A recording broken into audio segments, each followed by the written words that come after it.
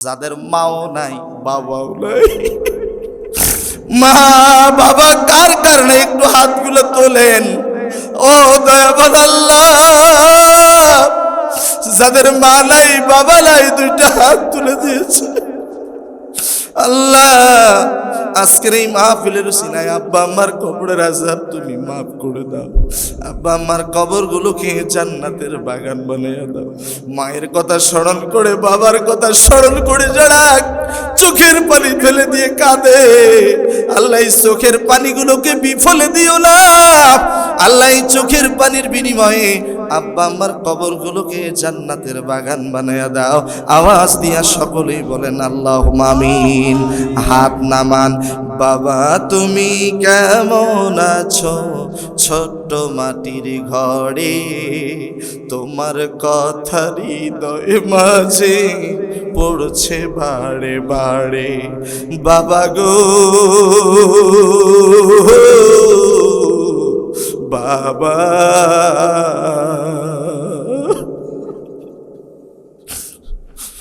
বাবা গো বাবা,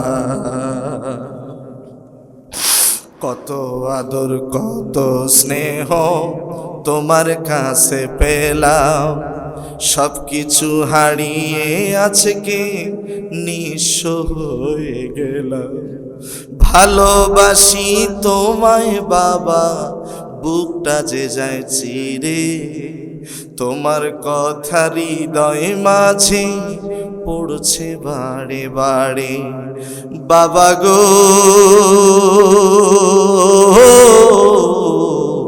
বাবা, বাবা গো বাবা,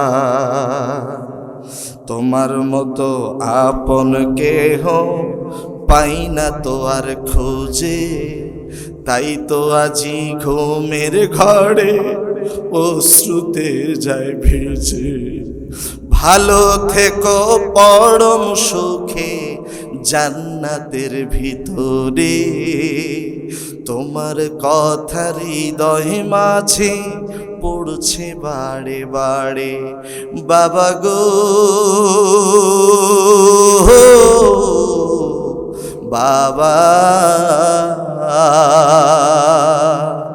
বাবা গো বাবা। নেককার স্ত্রী হতে গেলে জবান খুলে বলেন তো গুণ অর্জন করতে হবে কয়টা? কয়টা? এই যে মা বোনদের জন্য খুব মনোযোগ, মা বোনেরা, নেককার স্ত্রী হতে গেলে 4টা গুণ অর্জন করতে হবে। নাম্বার 1, 1, স্বামী যখন বাড়িতে আসবে স্বামীকে সালাম দিবেন মুস্কি হাসি দিয়া। আর আপনার মুস্কি হাসির কারণে যদি 2টা দাঁত বের হয়ে যায়, আর এই 2টা দাঁত দেখে যদি স্বামীও খুশি হয়ে হেসে ফেলে, 2টা কবুল হওয়া হজের সব আল্লাহ পাক ওই স্ত্রীর আমলনামায় দিয়ে দেবেন। আজকে যাদের বউ আর শুনতে আসছে বাড়িতে গিয়ে দেখবেন 32টা দাঁত বের করে হাসি দিবে। কয়টা? যদি 32টা দাঁত দেখে আপনিও হাসেন তাহলে আল্লাহ পাক কবুল হওয়া হজের সব ওই স্ত্রীর আমলনামায় দিয়ে দেবেন। তাহলে বলেন স্বামী যখন বাড়িতে আসবে সাজুগুজু করে মুস্কি হাসি দিয়ে সালাম দেওয়ার দরকার আছে না নাই?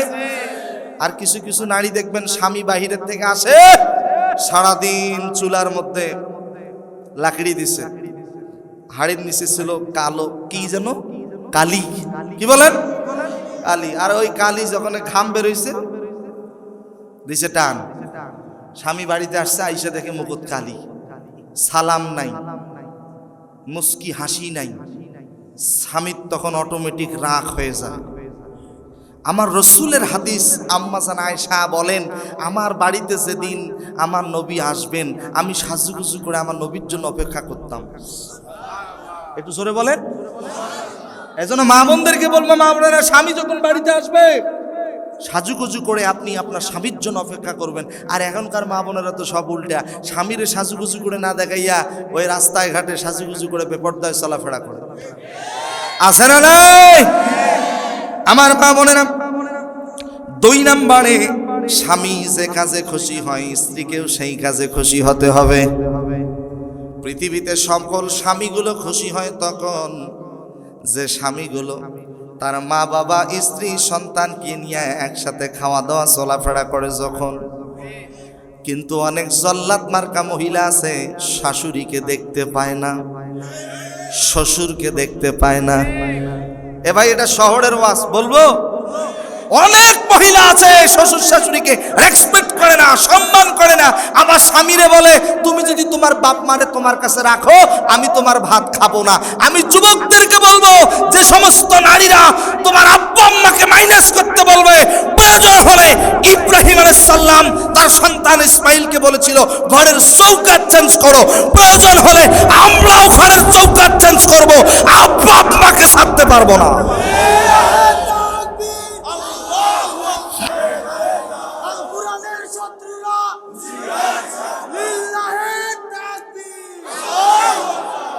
মন খারাপ করতেছেন?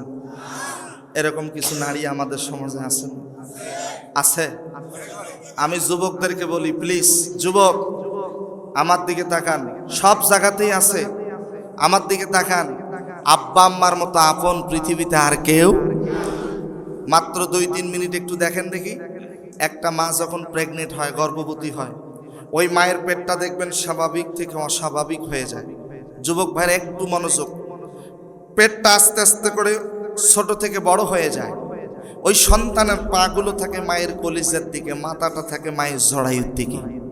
সন্তানটা যখন পৃথিবীতে আসার সময় হয়ে যায়, আল্লাহ তাআলার হুকুমে এত জোরে 2 পায়ের 10টা আঙ্গুল দিয়ে মায়ের কলিজা আঘাত করে মা দক্ষিণী চিল্লায় বলে বিষ খাবো, আত্মহত্যা করবো, ব্যথা সহ্য করতে পারি না। এক একজন সন্তান মায়ের পেটের মধ্যে লাথি যদি নাও মেরেছে 5000-এর অধিক লাথি মেরেছে। এই যে আমার ডানে বামে যত ভাই দেখতে পাচ্ছেন, মুরব্বি দেখতে পাচ্ছেন, আমি সহ আমরা সবাই কিন্তু মায়ের পেটের মধ্যে 5000-এর অধিক লাথি দিয়ে এই পৃথিবীতে এসেছি। তবে 3টা লাথি এমন ভাবে দিয়েছি জীবনেও কোনোদিন কোনো মা ভুলতে পারে না। সন্তান যখন পৃথিবীতে আসার সময় হয়ে যায়, আল্লাহ তাআলার হুকুমে 2 পায়ের 10টা আঙ্গুল দিয়ে এত জোরে লাথি মারে, মা দক্ষিণী সুতিতা গৃহের মধ্যে চিল্লায় আর বলে বিষ খাবো, আত্মহত্যা করব, ব্যথা সহ্য করতে পারি না। দ্বিতীয়বার যখন আঘাত দিয়েছি, মায়ের জরায়ুর নিচ দিয়ে হাফ বালতির মতো রক্ত জমিনে পড়ে গিয়েছে। কোন কোন মা রক্ত শূন্যতার কারণে ইন্তেকাল করেছেন। এই জন্য আমার নবী হাদিসের মধ্যে বলেন যে মা সন্তান প্রসব করতে গিয়া মারা যাবে, ওই মায়ের মৃত্যু আল্লাহর দরবারে শহীদের কাতারে কবুল হয়ে যায়। তৃতীয়বার যখন মায়ের কলিজা আঘাত দিয়েছিল যুবক, মায়ের কলিজাটা ছিদ্র হয়ে গেছে।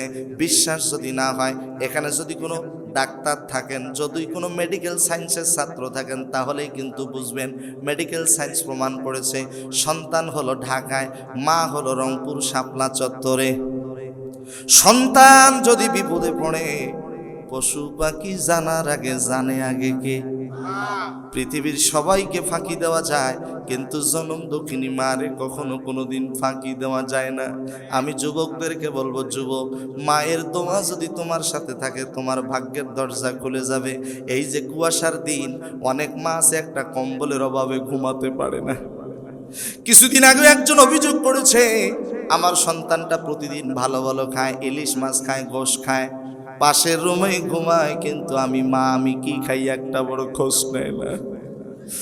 আমার যুবক ভাইয়েরা, ওই মারে কখনো কষ্ট দেওয়া যাবে না, ওই মারে কখনো দুঃখ দেওয়া যাবে না। এই যে আমার দিকে তাকান, 2টা হাত জোর করে অনুরোধ করে বলবো, জীবনে আর কোনোদিন দেখা হবে কিনা জানি না, এই দেখা জীবনের শেষ দেখা হতে পারে। যাদের মা বেঁচে আছে, মারে কখনো কষ্ট দিয়েন না, বাবারে কখনো কষ্ট দিয়েন না। একটা সন্তান মায়ের কাছে একটা সিরকুট দিয়ে বলে, মা আমি তোমার কাছে 40টা টাকা পাই, তাড়াতাড়ি দাও। মা সিরকুটটা হাতের মধ্যে নিয়ে বলে, বাবা তুমি কিসের 40 টাকা পাও? ছেলেটা 1 নম্বরে লিখে দিয়েছে, মা তুমি প্রতিদিন আমাকে পৌর বাজারে বাজার করার জন্য পাঠাও, এই জন্য আমার 10 টাকা দেওয়া লাগবে। 2 নম্বরে লিখে দিয়েছে, মা প্রতিদিন তুমি আমাকে মুলাটোল আলিয়া মাদ্রাসায় পাঠাও পড়ার জন্য, আমি তোমার কথা মতো ঠিক মতো মাদ্রাসায় পড়ি, তোমাকে 10 টাকা দেওয়া লাগবে। 3 নম্বরে লিখে দিয়েছে, মা প্রতিদিন তুমি আমাকে আমার ছোট ভাই বোনটাকে কোলের মধ্যে দিয়ে কাজকর্ম করো, এর জন্য 10 টাকা দেওয়া লাগবে। 4 নম্বরে লিখে দিয়েছে, ও মা, প্রতিদিন ফুলের বাগানে আমার দ্বারায় পানি দিয়া নাও। প্রতিদিন রাতের বেলা যখন ঘুমাই তুমি আমার দ্বারায় মশারিটা খাটায় নাও, এই জন্য 10 টাকা দেওয়া লাগবে। মা চিরকুটটা হাতের মধ্যে নিয়ে বলে, বাবা আমারও একটা চিরকুট আছে, আমারে কয় টাকা দিবা? মা ডেকে বলে, বাবা রে, আমার 1 নম্বর চিরকুটের লেখা আমি তোমারে 10 মাস 10 দিন পেটের মধ্যে রেখেছি। তুমি যখন আমার পেটের মধ্যে পা দিয়ে লাথি বেড়েছ রে বাবা, খাইতে পারিনি, বমি করে ফেলায় দিয়েছি।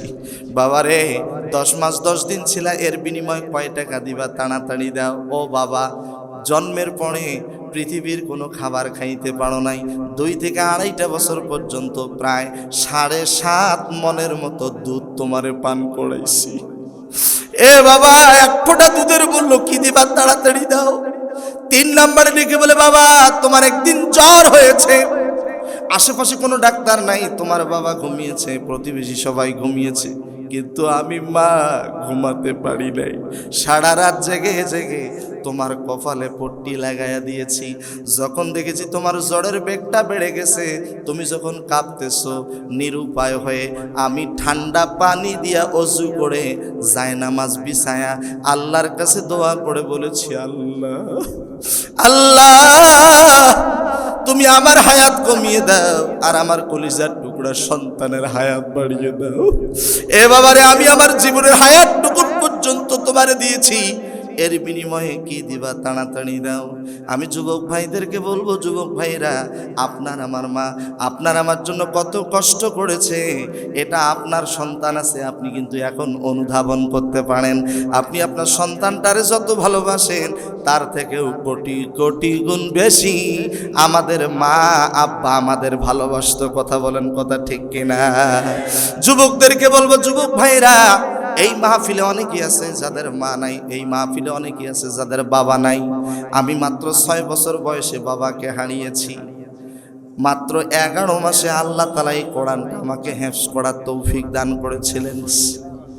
আপনারা জেনে খুশি হবেন, আমার সন্তান আব্দুল্লাহ সিদ্দিকী এই রংপুরের জুম্মা পাড়া মাদ্রাসা থেকে হাফেজে কোরআন হয়েছে। আমার সন্তানটার বয়স 12 বছর প্লাস, সে কোরআনের হাফেজ, আলহামদুলিল্লাহ। তবে আমার এখনো মনে পড়ে, এই যে এলাকার যুবকগুলো হাফেজিয়া মাদ্রাসা দেওয়ার সিদ্ধান্ত নিয়েছে, ঘোষণা দিয়েছে। আমি যেদিন হাফেজে কোরআন হয়েছিলাম, আমার ডানে 9 জন, বামে 9 জন, মাঝখানে আমি। সবার বাবাকে স্টেজে ডেকে নিয়ে আসা হলো, কিন্তু হতভাগা আমি, আমার বাবা ওই দিন ছিল না। কারণ 19 জনের ভিতরে 18 জনের বাবা বেঁচে ছিল, আমার বাবাই মারা গিয়েছিল। ওই দিনে এত বেশি কেঁদেছি, আরে আজকে আমার বাবা যদি বেঁচে থাকতো, আমার পেছনে দাঁড়ায় টুপি নিত, যাই নামাজ নিত, হাদিয়া উপটকন এগুলো হাদিয়া নিত। কিন্তু যাদের বাবা নাই, সে জানে বাবা হারা কত ব্যথা। আজকের মাহফিল থেকে এই জান্নাতের বাগানে আল্লাহর ফেরেশতারা ভিডিও করে নিচ্ছে, আল্লাহর ফেরেশতারা ভিডিও করে নিচ্ছে। শুধু কি তাই, মা ইয়ালফিযু মিন কাউলিন ইল্লা লাদাইহি রাকিবুন আতীদ।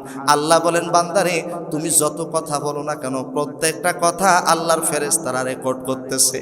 ফামান ইয়ামাল মিসকালা দাররাতিন খাইরান ইয়ারা ওয়া মান ইয়ামাল মিসকালা দাররাতিন শাররান ইয়ারা। যারা পরিমাণ গুনাহের কাজ করেছেন, সওয়াবের কাজ করেছেন, কিয়ামতের ময়দানে স্বচক্ষে দেখতে পাবেন। এই বেহেশতের বাগানে আমি একটু ডান হাতগুলো দেখতে চাই, কার কার মা মারা গিয়েছে। আল্লাহর ফেরেশতারা ভিডিও করতেছে, কার কার মা নাই একটু হাতগুলো তুলে দেখায় দেন। রব্বুল আলামিন যাদের মা নাই হাত তুলেছে, আজকের এই মাহফিলের উসিলায় মায়ের কবরের আযাব তুমি মাফ করে দাও, মায়ের কবরগুলোকে জান্নাতের বাগান বানায়া দাও। একটু আওয়াজ দিয়া জোরে বলেন আমিন। হাত নামান। যাদের আব্বা নাই একটু হাতগুলো তুলবেন, কার কার আব্বা নাই? আমার আব্বা নেই, আমি হাত তুলেছি। রব্বুল আলামিন, ও দয়াবান আল্লাহ, আমাদের আব্বা যাদের কবরে চলে গিয়েছে, আজকের এই মাহফিলের উসিলায় আমাদের বাবার কবরের আযাবগুলো তুমি মাফ করে দাও। একটু আওয়াজ দিয়ে জোরে বলেন আমিন। হাত নামান। মানুষ যখন মারা যায়, মারা যাওয়ার পরে তার লাশটা যখন কবরে রেখে আসে, মাত্র 6 দিনের মাথায় তার নখগুলো খসে যায়। 9 দিন পরে মাথার চুল দাড়ি একটাও থাকে না, সব পড়ে যায়। 17 দিন পর পেটটা ফুলতে ফুলতে অটোমেটিক ফেটে যায়। 7 দিন পর, 2 মাস পর শরীরে কোনো গোশত থাকে না, কঙ্কালটা পড়ে থাকে। 90 দিন পার হওয়ার সাথে সাথে কঙ্কালের হাড়ের জয়েন্টগুলো সব আলাদা হয়ে যায়। হাতের হাড়ের জয়েন্ট আলাদা, পায়ের হাড়ের জয়েন্ট সব আলাদা। কিসের এত অহংকার? 90 দিনের মাথায় আপনার চিহ্ন খুঁজে পাওয়া যাবে না। অহংকার করে কোনো লাভ আছে? তাহলে বলেন তো আমরা সবাই একদিন কি হব? মাশাআল্লাহ। এই লাশ কবরে পৌঁছার আগেই পৌঁছে যাবে কি? বাস পৌঁছে যাওয়ার আগেই পৌঁছে যাবে কি? এই জন্য কবি কত সুন্দর করে লিখেছেন, 6 দিন পরে নখ খসে যাবে, 9 দিন পরে চুল, কবর গাহের সামান নিতে কইরো না কেউ ভুল, কবর জায়গা ভালো নয়, কবর জায়গা ভালো নয়, কবর জায়গা ভালো নয়, আমল দিয়ে কবর গৃহ সাজিয়ে নিতে হয়। 17 দিনে পেট ফেটে শেষ, পোকার খাদ্য হবে, 60 দিন পরে গোশ থাকবে না, কঙ্কাল পড়ে রবে। 90 দিন হাড়গুলি সব, 90 দিন হাড়গুলি সব আলাদা হয়ে রয়, কবর জায়গা ভালো নয়, কবর জায়গা ভালো নয়, আমল দিয়ে কবর গৃহ সাজিয়ে নিতে হয়। বলেন তো ভাইরা, আমার কথা যদি বুঝে থাকেন জবান খুলে বলেন, কবরটা কি দিয়ে সাজাতে হবে? আপনি কত বড় নেতা ছিলেন, আপনি কোন দল করতেন, আপনার পদবি কি ছিল, এগুলো কিন্তু প্রশ্ন করা হবে না। আপনার আমল কেমন ছিল? আমল যদি ভালো হয় কবরটা প্রশস্ত হয়ে যাবে। আমল যদি খারাপ হয়, এক পাশের মাটি আরেক পাশে এমন ভাবে চাপ দেবে, এক পাজরের হাড় আর এক পাজরে চলে যাবে। কথা বলেন, যে কোনো মুহূর্তে কি হতে পারি? বলেন কি হতে পারি? পৃথিবীতে আসার সিরিয়াল আছে, বলেন তো ভাই যাওয়ার কোনো সিরিয়াল আছে? পৃথিবীতে এসেছিলাম যেভাবে যেতে হবে। পৃথিবীতে যেদিন এসেছিলাম ওই দিন আপনার আমার গোসলটা করিয়ে দিয়েছে অন্যজনেরা। আবার যেদিন পৃথিবীর থেকে বিদায় নেব, শেষ গোসলটাও করিয়ে দেবে অন্যজনেরা। নিজের গোসল নিজে করতে পারবো না। কিসের এত অহংকার, কিসের এত দাম্ভিকতা? আমার প্রিয় ভাইরা, অহংকার মুক্ত জীবন গঠন করতে হবে, বলেন ইনশাআল্লাহ। এই জন্য আমি আপনাদের সামনে, এই যে দেখেন আল্লাহ তাআলার পবিত্র না স্লোগান হবে কম, আমি বেশি আলোচনা করব না, কয়েক মিনিট, তবে যতক্ষণ কথা বলবো আল্লাহর কোরআন রসুলের হাদিস থেকে, বলেন ইনশাআল্লাহ। আপনাদের সামনে ছোট্ট একটা আয়াত পড়েছে, এই যে দেখেন আমার দিকে তাকান। এই কোরআনে মোট 114টি সূরা রয়েছে, তন্মধ্যে সিরিয়াল অনুযায়ী 5 নাম্বার সূরা। সূরাটির নাম হলো সূরা মাইদা। বলেন তো কি বললাম? মাশাআল্লাহ, সূরা মাইদা। এই সূরাটিতে মোট আয়াত রয়েছে 120টি, রুকু সংখ্যা আছে 16টি। সূরাটি নাজিল হয়েছে মদিনায়। রাসূলুল্লাহ সাল্লাল্লাহু আলাইহি ওয়াসাল্লামের মাদানী জিন্দেগিতে আল্লাহ পাক এই সূরাটি নাজিল করেছেন, বলেন সুবহানাল্লাহ। এই যে হাত দুটো দিয়ে আল্লাহ পাক তৌফিক দান করেছেন, কাবার গিলাফ ধরেছি। এই ঠোঁট দুটো দিয়ে জান্নাতি পাথর হজরে আসওয়াদ আল্লাহ পাক চুমু খাওয়ার তৌফিক দিয়েছেন। আমি দোয়া করি, আমার আগে একটা ছেলে সঙ্গীত বলেছে, আল্লাহ যেন আমাদের সবাইকে জীবনে একটিবারের জন্য হলেও মক্কা মদিনায় যাওয়ার তৌফিক দান করেন। আরেকটু জোরে বলেন, মক্কা মদিনায় যাওয়ার ইচ্ছা আছে তো? চাবো কার কাছে? আল্লাহ তুমি তৌফিক দাও। একটু মহব্বতে বলেন আমিন। তাহলে আসেন, সূরাটি নাজিল হয়েছে মক্কায় না মদিনায়? কত নাম্বার সূরা? মাশাআল্লাহ, এইভাবে মুখস্থ করবেন তাহলে কাজে লাগবে। দেখবেন এই আয়াতের মধ্যে মাদকের বিরুদ্ধেও কথা আছে, সন্ত্রাসের বিরুদ্ধেও কথা আছে। এমনকি যারা নামাজ পড়ে না, বাংলাদেশের অধিকাংশ মাহফিলের কমিটি হয় তারা নামাজ পড়ে না যারা। কথা বলেন, বাংলাদেশের অধিকাংশ মসজিদ কমিটির সভাপতি, সেক্রেটারি, সদস্য হয় তারা 5 ওয়াক্ত নামাজ পড়ে না যারা। আমি কোরআনের আয়াত দিয়ে দলিল দেব, সূরা আত-তাওবা আয়াত নাম্বার 18। মসজিদ কমিটির সদস্য যারা হবে, মাদ্রাসার যারা সদস্য হবে, সভাপতি হবে, সেক্রেটারি হবে, ক্যাশিয়ার হবে, বাধ্যতামূলক ওয়া আকামাস সালাতা, 5 ওয়াক্ত নামাজ তাদেরকে জামাতের সহিত আদায় করতে হবে। লিমা তাকুলুনা মালা তাফআলুন, যে আমল নিজে করব না ওই আমল অন্যরে বলে কোনো লাভ আছে নাই। ভাই একটু মনোযোগ দেন।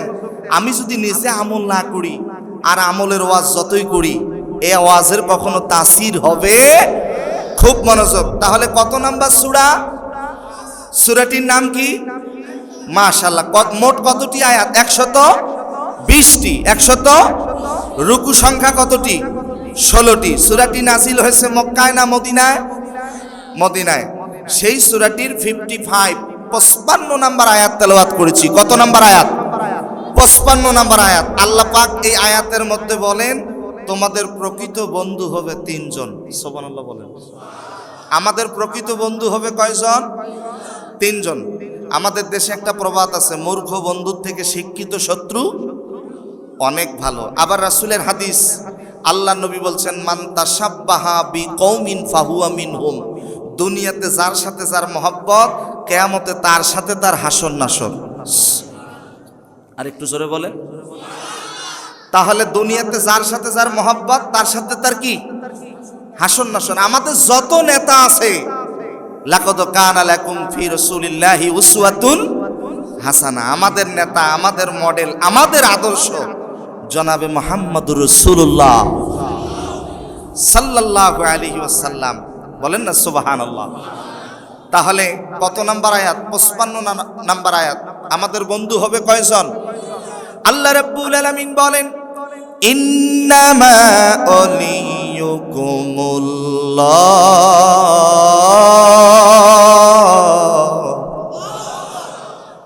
এক একটা অক্ষরের বিনিময়ে 10 টাকা করে নেকি দিবেন কে? যেহেতু লিখেছেন তাফসিরুল কোরআন মাহফিল, আমি নিয়ত করেছি আজকের এই অল্প সময়ে কমপক্ষে 200 আয়াত আপনাদেরকে শোনাবো। বলেন না ইনশাআল্লাহ। এই আয়াতের উপরে কমপক্ষে আমি 200 আয়াত দিয়ে আপনাদের সামনে আজকে তাফসিরের আলোকে কথা বলবো। বলেন না ইনশাআল্লাহ।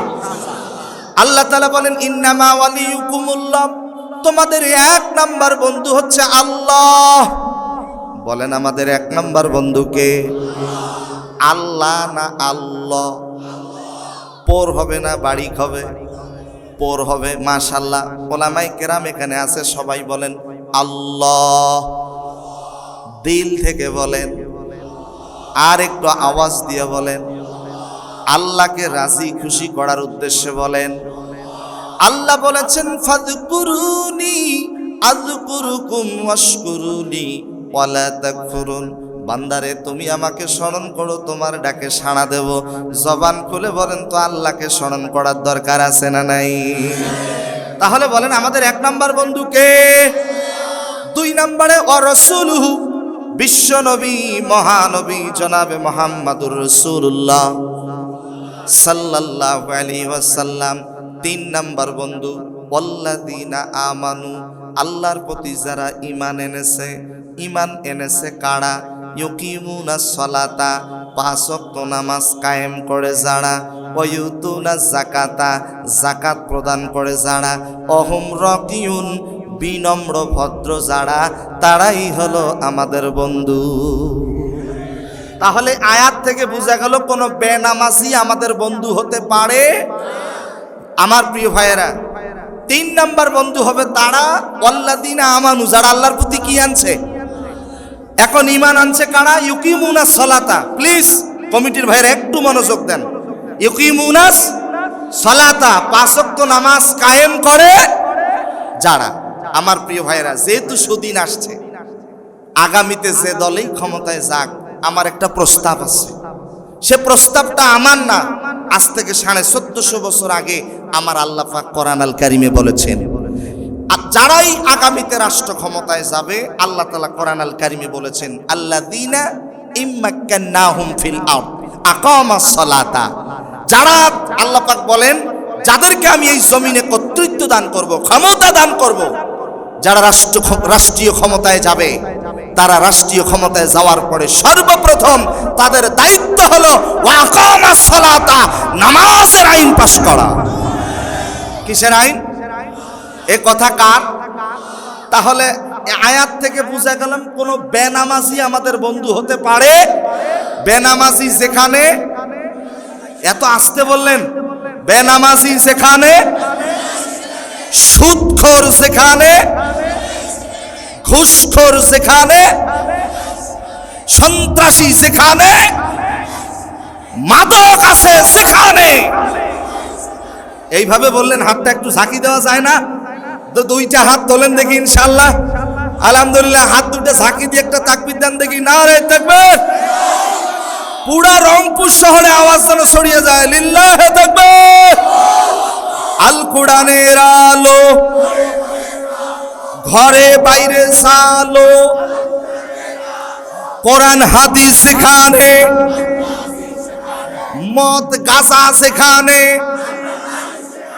সুদ ঘুষ সেখানে,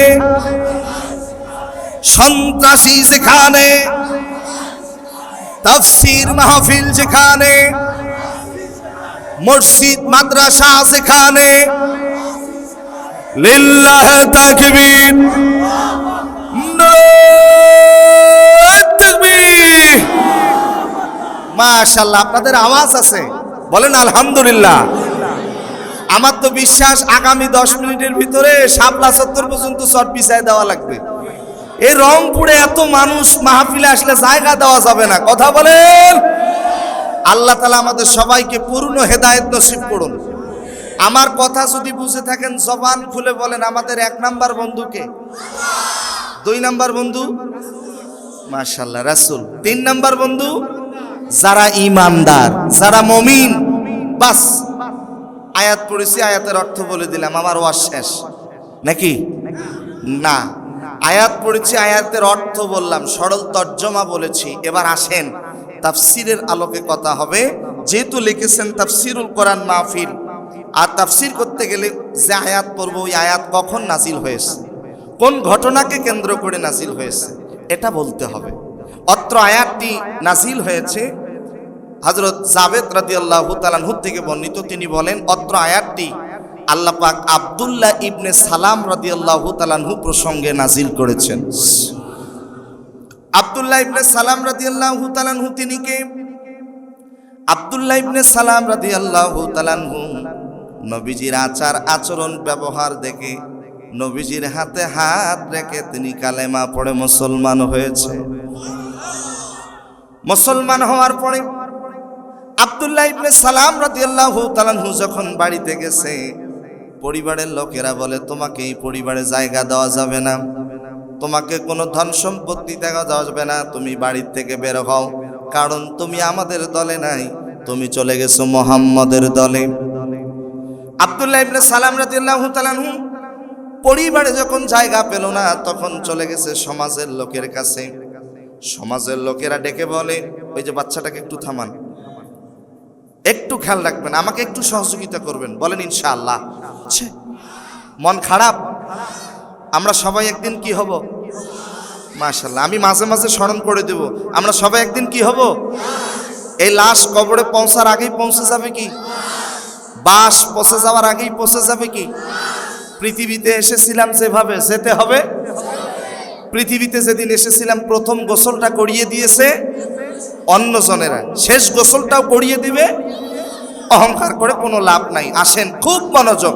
তোমার গুনা দিন ফুরাইয়া যাবে, গুনা দিন ফুরাইয়া যাবে, যৌবনে লাগবে ভাটি, ওই যে দেখো ডাকিতেছে তোমায় কবরের মাটি।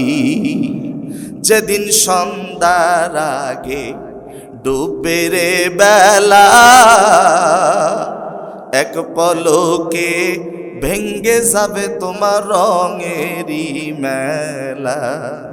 কারে দিবা তুমি জোরে ধমক, কারে দিবা তুমি জোরে ধমক, কার মাথায় ভাঙবা লাঠি, ওই যে দেখো ডাকিতেছে তোমায় কবরের মাটি।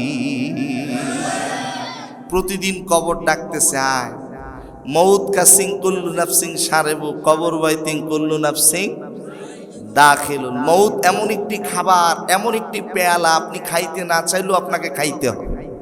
আর কবর এমন একটা ঘর, এমন একটা অন্ধকার জায়গা, আপনি যাইতে না চাইলেও আপনারা সেখানে রেখে আসবেন। তাই আসেন, খুব মনোযোগ প্লিজ। আমি যে কথাগুলো বলছি যদি শুরু থেকে শেষ পর্যন্ত শুনতে পারেন, হতে পারে আজকের মাহফিলটা জীবন পরিবর্তনের জন্য সব থেকে বড় ভূমিকা। এই যুবকগুলো কষ্ট করে, অক্লান্ত পরিশ্রম করে, সময় দিয়ে, অর্থ ব্যয় করে এত সুন্দর একটি জান্নাতের বাগানের আয়োজন করেছেন। আল্লাহ তাআলা যেন আজকের এই মাহফিল থেকে আমাদের সবাইকে পূর্ণ হেদায়েত নসিব করেন। আমরা কার সন্তুষ্টির জন্য বসেছি? তবে এতটুকুন বলতে পারি, আল্লাহর কসম, আমার সামনে আল্লাহর কোরআন, পৃথিবীর সর্বশ্রেষ্ঠ কিতাব।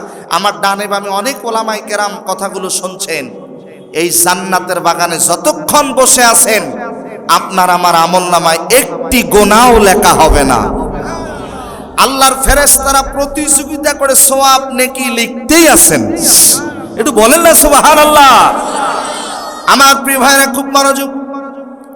আব্দুল্লাহ ইবনে সালাম রাদিয়াল্লাহু তাআলা আনহু চলে গেছেন সমাজের লোকের কাছে।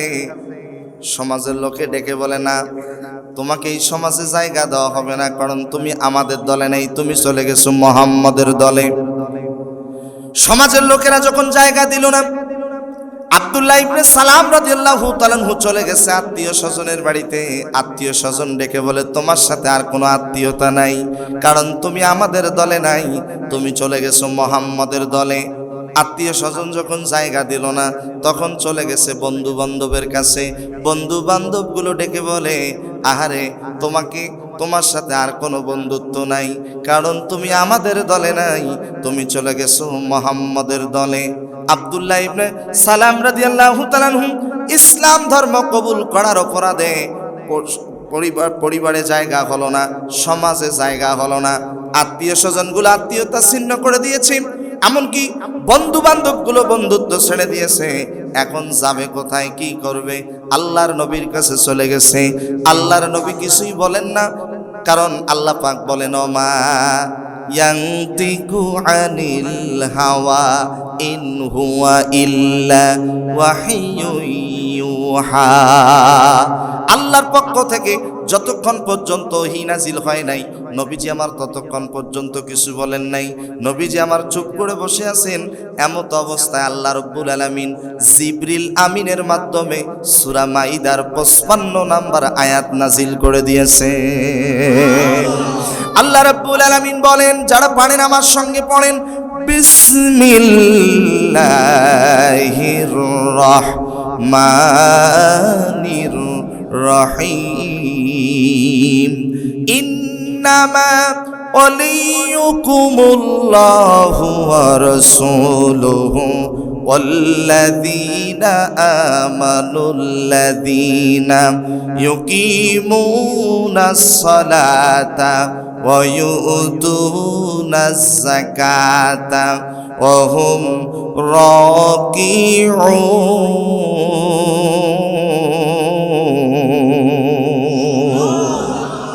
আল্লাহ রাব্বুল আলামিন বলেন, ইন্নামা ওয়ালিয়ুকুমুল্লাহ, তোমাদের এক নাম্বার বন্ধু হচ্ছে আল্লাহ। জবান খুলে বলেন, ও রংপুর শাপলা চত্বরের ভাইরা, আমাদের এক নাম্বার বন্ধুর নাম কি? 2 নম্বরে রাসূলুহু, বিশ্বনবী জনাবে মুহাম্মদুর রাসূলুল্লাহ সাল্লাল্লাহু আলাইহি সাল্লাম আমাদের নবী ছিল, আমাদের নেতা। কেমন নেতা? এই যে আমার দিকে তাকান, সমস্ত নেতাদেরকে নবীর থেকে শিক্ষা নেওয়া দরকার। আমার নবীজি খাদেমের সাথে উত্তম আচরণ করেছেন। আমার নবীজির খাদেম ছিল 8 বছরের বালক, নাম হলো হযরত আনাস রাদিয়াল্লাহু তাআলা আনহু। হযরত আনাসের মা হযরত আনাসকে নিয়ে আসছে নবীজির কাছে। এসে বলে, ওগো নবীজি, আমার সন্তান আনাসকে আজকের থেকে আপনার খাদেম বানায়া দিলাম। নবীজি বলেন, না, এত ছোট মানুষ আমার খাদেমের দায়িত্ব পালন করতে পারবে না, ফিরে নিয়ে যাও। হযরত আনাসের মা কেঁদে কেঁদে বলছে, নবী গো, আমার সন্তানটা বড় কোনো কাজ করতে পারবে না, অন্তত পক্ষে আপনাকে একটু অজুর পানি এনে দেবে, মেসওয়াক এনে দেবে, জুব্বা এনে দেবে, পাঞ্জাবি এনে দেবে। এই কথা শুনে নবীজি বড় খুশি হয়ে গেলেন। নবীজি বললেন, ও আনাসের মা, তুমি তোমার সন্তানকে রেখে যাও, আজকে থেকে তোমার সন্তান আনাসকে আমার খাদেম হিসাবে নিয়োগ দিয়ে দিলাম। নবীজি বললেন, ও আনাস, তুমি আমার শাম দেশের জুব্বাটা নিয়ে আসো। কোন দেশের জুব্বা? নবীজি শাম দেশের জুব্বা পছন্দ করতেন। হযরত আনাস জুব্বা আনতে গেছে। মদিনার চত্বরে ছোট ছোট বাচ্চাদের খেলার দৃশ্য দেখতে গিয়ে জুব্বা আনতে ভুলে গেছে। নবীজি কিছুক্ষণ পরে বের হয়ে দেখে হযরত আনাস ছোট ছোট বাচ্চাদের খেলার দৃশ্য দেখতেছে। নবীজি হযরত আনাসকে ধমক দিলেন না, চিল্লাইলেন না, মারলেন না, কর্কশ ভাষায় কোনো কথা বললেন না। নবীজি হযরত আনাসের দিকে তাকায় একটু মুস্কি হেসে দিলেন। হযরত আনাসের মনে পড়ে গেছে, আহারে, নবীজি আমাকে জুব্বা আনতে বলেছে, আমি তো ভুলে গেছি। দৌড়ে গিয়া জুব্বাটা নবীজির হাতে দিয়েছে। হযরত আনাস বলেন, আমি পরবর্তীতে নবীজির 10 বছর খেদমত করার সুযোগ পেয়েছি। ওই দিন নবী আমাকে মুস্কি হাসি দিয়া শাসন করেছিল। এই মুস্কি হাসির শাসনটা পরবর্তী 10 বছর আমি মনে রেখেছি। কাউকে শাসন করলে মুস্কি হাসি দিয়াও শাসন করা। আর এখনকার নেতারা তো এই জুব্বা, পাঞ্জাবি, টুপি এগুলো আনতে বলবে না, এখন অধিকাংশরাই বলবে বড় বড় বোতল নিয়ে আসো। আর যদি কর্মী একটু আনতে দেরি করে, চামড়া থাকে না। কথা বলেন না কেন? আমার প্রিয় ভাইরা, নেতা হতে হবে হযরত ওমরের মতো, নেতা হতে হবে জনাবে মুহাম্মদ রাসূলুল্লাহ সাল্লাল্লাহু আলাইহি সাল্লামের মতো। এই যে দেখেন, আমার নবীজি খাদেমের সাথে উত্তম আচরণ করেছেন। আমার নবী সহকর্মীদের সাথে কি সুন্দর আচরণ করেছেন। এই যে দেখেন, সহকর্মী সহ একসাথে নবীজি খেজুর খায়। কি খায়? খেজুর খায়। নবীজির পাশেই বসেছে নবীজির জামাতা, নাম হলো হযরত আলী রাদিয়াল্লাহু তাআলা আনহু। তো নবীজি খেজুর খায়, সবাই খেজুর খায়, আটিগুলো বিচিগুলো সবাই সামনে রাখে, কিন্তু নবীজি খেজুর খেয়ে আটিগুলো নিজের সামনে না রেখে হযরত আলীর সামনে রাখে। কিছুক্ষণ পরে খেজুর খাওয়া শেষ। নবীজি এবার ডাক দিয়ে বলে, ও আমার সাহাবীরা, দেখো, আল্লাহ আমাকে একটা জামাই দিছে, খাদক জামাই, খালি খায় আর খায়। সবার সামনে অল্প বিসি, আর আমার জামাই আলীর সামনে ডাবল বিসি। হযরত আলী এবার ডাক দিয়ে বলে, ইয়া রাসূলুল্লাহ, আপনি তো আমার থেকেও বড় খাদক। নবীজি বলে, কেমনে? হযরত আলী ডাক দিয়ে বলেন, ইয়া রাসূলুল্লাহ, একসঙ্গে খেজুর খাওয়া শুরু করে দিয়েছি, সবার সামনে বিসি আছে, আপনার সামনে বিসি নেই, আপনি বিসি আটি সহ খাইছেন। কত সুন্দর রসিকতা, একটু জোরে বলেন না সুবহানাল্লাহ। আমার নবীজি কি করেছেন? সহকর্মীদের সাথে উত্তম আচরণ করেছেন। আশ্চর্য হবেন, আমার নবীজি স্ত্রীদের সাথে উত্তম আচরণ করেছেন। বলেন না সুবহানাল্লাহ। আমার প্রিয় রংপুরের ভাইয়েরা, নবীজির 11 জন স্ত্রী ছিল, 2 জন দাসী ছিল। বলেন তো নবীজির কয়জন স্ত্রী ছিল? 11 জন, 2 জন দাসী ছিল। নবীজির স্ত্রীদের মাঝে একদিন ঝগড়া লেগেছে। কি নিয়ে ঝগড়া সেটাও বলি। টাকা পয়সা ধন সম্পদ নিয়ে ঝগড়া নয়, ঝগড়া হলো ভালোবাসা নিয়ে। এ বলে নবী আমাকে বেশি ভালোবাসে, ও বলে না নবীজি আমাকে বেশি ভালোবাসে। ঠিক ওই মুহূর্তে নবীজি বাড়িতে চলে আসছে। নবীজিকে ডাক দেয়া বলে, ইয়া রাসূলুল্লাহ, আপনি আপনার কোন স্ত্রীকে ভালোবাসেন? তাড়াতাড়ি উত্তর দেন, ফায়সালা দেন, ঝগড়া লেগেছে। নবীজি একটু হিকমত অবলম্বন করে বললেন, উদউ ইলা সাবিলি রাব্বিকা বিল হিকমা। ও আমার স্ত্রীগণ, শোনো, আমি আমার কোন স্ত্রীকে বেশি ভালোবাসি এই উত্তর আমি এখন দেব না, আগামীকাল সকালবেলা দেব। এই কথা বলে নবীজি চলে গেলেন। রাত যখন গভীর হয়ে গেছে, নবীজি একটা খেজুরের পোটলা, খেজুরের ব্যাগ হাতের মধ্যে নিয়ে প্রত্যেকটা স্ত্রীর ঘরে গেছে। সবার ঘরে গিয়া সবার হাতে হাতে 2টা করে খেজুর দিয়েছে। সবার কাছ থেকে ওয়াদা নিয়েছে, তোমাকে 2টা খেজুর দিলাম, ওয়াদা দাও এই কথা যেন অন্য কেউ না জানে। এইভাবে নবীজি প্রত্যেকটা স্ত্রীর ঘরে গিয়ে 2টা করে খেজুর দিয়েছে। পরদিন সকাল হয়ে গেছে, নবীজির স্ত্রীগণ নবীজির সামনে উপস্থিত। নবীজি ডাক দিয়া বলেন, ও আমার স্ত্রীগণ, শোনো, গতকাল রাত্রে প্রশ্ন করেছো আমি আমার কোন স্ত্রীকে বেশি ভালোবাসি। উত্তর দিচ্ছি, অ্যান্সার দিচ্ছি, শুনে নাও। গতকাল রাত্রে আমি নবী যার ঘরে গিয়ে 2টা খেজুর দিয়েছি, তারে আমি সব থেকে বেশি ভালোবাসি। সবাই মাথা নিচু করে মুস্কি মুস্কি হাসে, কারো কথা কাউকে বলে না, কারণ নবীজি সবাইকে কয়টা করে খেজুর দিচ্ছে ভাই? বলেন না সুবহানাল্লাহ। আরে ভাই, গত 2 দিন আগে যুবকরা যা খুশি, দ্বিতীয় বিবাহ করতে গেলে স্বামী স্ত্রীর আর অনুমতি নেওয়া লাগবে না। কি যে খুশি ভাই! এখানে কিন্তু আমাদের অ্যাডভোকেট ভাই আছেন এখানে, আলহামদুলিল্লাহ, বলেন আলহামদুলিল্লাহ। আরে ওনাদের কাছে কি অনুমতি নেবেন? মন খারাপ করবেন না, আল্লাহর কোরআন আমার হাতের মধ্যে, হক কথা বলে যাব, এতে মহিলারা যদি মন খারাপ করে করুক। আল্লাহর কোরআন সূরা নিসা আয়াত নাম্বার 3, মাসনা সুলাসা ওয়া রুবা, কমপক্ষে একটা পুরুষ 4 জন মেয়েকে বিবাহ করতে পারবে, এই বিধান কার? তবে হ্যাঁ, ইনসাফ প্রতিষ্ঠা করতে না পারলে একটাই ভালো। আর বর্তমান জামানায় ইনসাফ প্রতিষ্ঠা করা খুব কঠিন ভাই, কথা কন না কেন?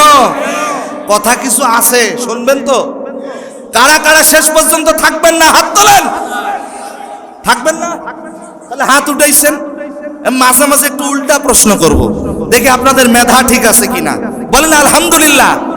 আচ্ছা, একটা কথা বলতে ভুলে গেছি, বলেন আপনারা কি আমার কথা বোঝেন? বোঝা যায়? ওই এক লোক খায় দায় মোটা হয়, ডাক্তারের কাছে গিয়ে বলে স্যার এত মোটা হই কেন? ডাক্তার বলে পরীক্ষা ছাড়াচ্ছে না, বোঝা যাবে। পরীক্ষা দিয়েছে, এই যে দেখেন আলট্রাসোনোগ্রাম, এক্সরে, এসিসি, ইউরিন, বিভিন্ন টেস্ট করার পরে পরীক্ষার রিপোর্টগুলো নিয়ে আসছে। ডাক্তার দেখে বলছে তোমার রিপোর্ট তো সব ভালো, কোনো রোগ নাই, তোমার রোগ একটাই, তুমি বেশি খাও, খাওয়া কমাও, সব ঠিক হয়ে যাবে। তো খালি প্রেসক্রিপশন দিলে কেমন হয়? ডাক্তার তো 1000 টাকা ভিজিট নিচ্ছে, লিখে দিয়েছে উপদেশ, সকালে 2টা রুটি, দুপুরবেলা 2টা, রাতের বেলা 2টা। রোগী কি করছে? ফার্মেসিতে গেছে, ফার্মেসিতে গিয়ে বলে ওষুধগুলো দেন।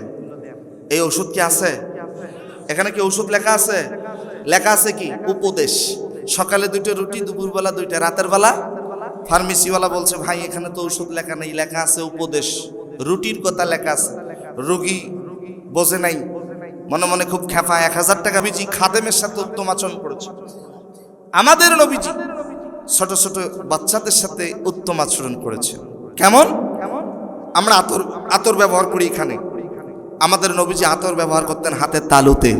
সুবহানাল্লাহ বলেন। কোথায়? হাতের তালুতে। ছোট ছোট বাচ্চাগুলো নবীজির সামনে আসতো, নবীজি মাথা বুলিয়ে দিতেন, পুরো মদিনার মধ্যে আতরের ঘ্রাণ ছড়িয়ে পড়ত। আরেকটু জোরে বলেন।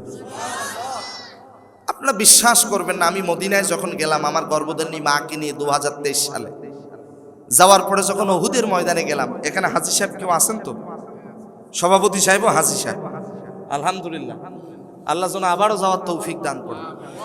যারা যায়নি আল্লাহ যাওয়ার তৌফিক দান করুন। আপনাদের আশা আছে সবার? যাদের আশা আছে একটু আমার সাথে বলেন দেখি। মনে বড় আশা ছিল যাব মদিনা। সবাই মনে বড় আশা ছিল, সালাম আমি করব গিয়ে, সালাম আমি নবীজি রওজায়। মনে বড় আশা ছিল, প্রাণ খুলে সবাই, মনে বড় আশা ছিল যাব মদিনা। আমরা এখান থেকে বলেছি, বাংলাদেশের একেবারে উত্তরাঞ্চল, উত্তরবঙ্গের বিভাগীয় শহর রংপুর থেকে আমরা বলেছি আল্লাহ তাআলা যেন এই সালাম পৌঁছায়া দেয়। একটু জোরে বলেন। আল্লাহ যেন আমাদের সবাইকে জীবনে একটিবারের জন্য হলেও মক্কাতুল মুকাররমা মদিনাতুল মুনাওয়ারায় যাওয়ার তৌফিক দান করুন। আমি লিখব চিঠি দেব তোমায়, পাখি পৌঁছে দিও রওজায়। আমি লিখব চিঠি দেব তোমায়, পাখি পৌঁছে দিও রওজায়। আমি থাকব বসে এই আশায়, চিঠির উত্তর আসবে আমার গায়। আমি লিখব চিঠি দেব তোমায়, পাখি পৌঁছে দিও রওজায়। আমিন বলেন। আমার ভাইয়েরা, নবীজি আমার ইমাম হাসান হুসাইনকে এতটা ভালোবাসতেন, নবীজি ছোট ছোট বাচ্চাদেরকে স্নেহ করতেন।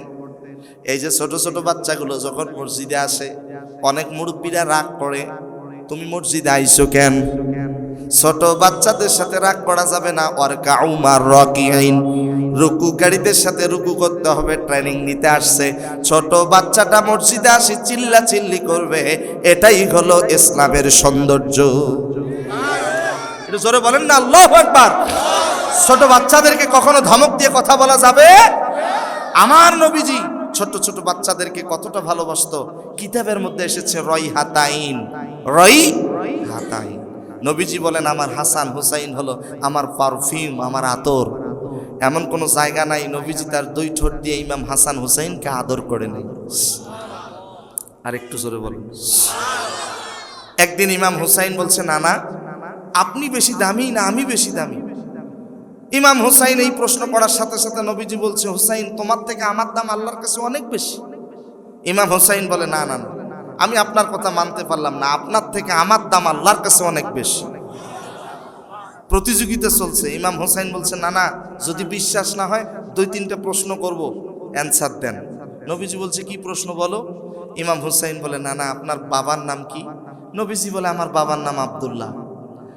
এবার ইমাম হুসাইন ডাক দেয়া বলে না না আপনার বাবার নাম আব্দুল্লাহ, আগে পরে কোনো টাইটেল আছে নাকি? কোনো টাইটেল নাই। আপনি কি জানেন আমার বাবার নাম কি? আমার বাবা সাধারণ কোনো বাবা নয়, আমার বাবাকে আল্লাহ তাআলা গোটা পৃথিবীর কাফেরদের জন্য বাক হিসেবে পাঠিয়েছেন। আমার বাবার নাম হচ্ছে আলী কাররামাল্লাহু ওয়াজহাহু। ও না না, বলেন তো আপনার বাবার দাম আল্লাহর কাছে বেশি না আমার বাবার দাম বেশি? নবীজি ডাক দিয়া বলে হুসাইন রে, আমার বাবা আব্দুল্লাহ থেকে তোমার বাবা আলীর দাম আল্লাহর কাছে অনেক বেশি। ইমাম হুসাইন ডাক দিয়া বলে না না 2 নাম্বার প্রশ্ন, বলেন তো আপনার মায়ের নাম কি? নবীজি বলেন আমার মায়ের নাম হলো আমিনা। ও শাপলা চত্বরের ভাইয়েরা জবান খুলে বলেন তো নবীজির মায়ের নাম কি ছিল? আমিনা। ইমাম হুসাইন বলে না না আপনার মায়ের নাম আমিনা, আগে পরে কোনো টাইটেল আছে নাকি? কোনো টাইটেল নাই। আপনি কি জানেন আমার মায়ের নাম কি? আমার মা সাধারণ কোনো মা নয়, জান্নাতের ভিতরে যত মহিলা থাকবে এই মহিলাদের সর্দারিনী যিনি হবেন তিনি হবেন আমার গর্ভধারিণী মা খাতুন জান্নাত ফাতিমাতুজ জোহরা রাদিয়াল্লাহু তাআলা আনহা। ও নানা বলেন তো আপনার মায়ের দাম বেশি না আমার মায়ের দাম বেশি?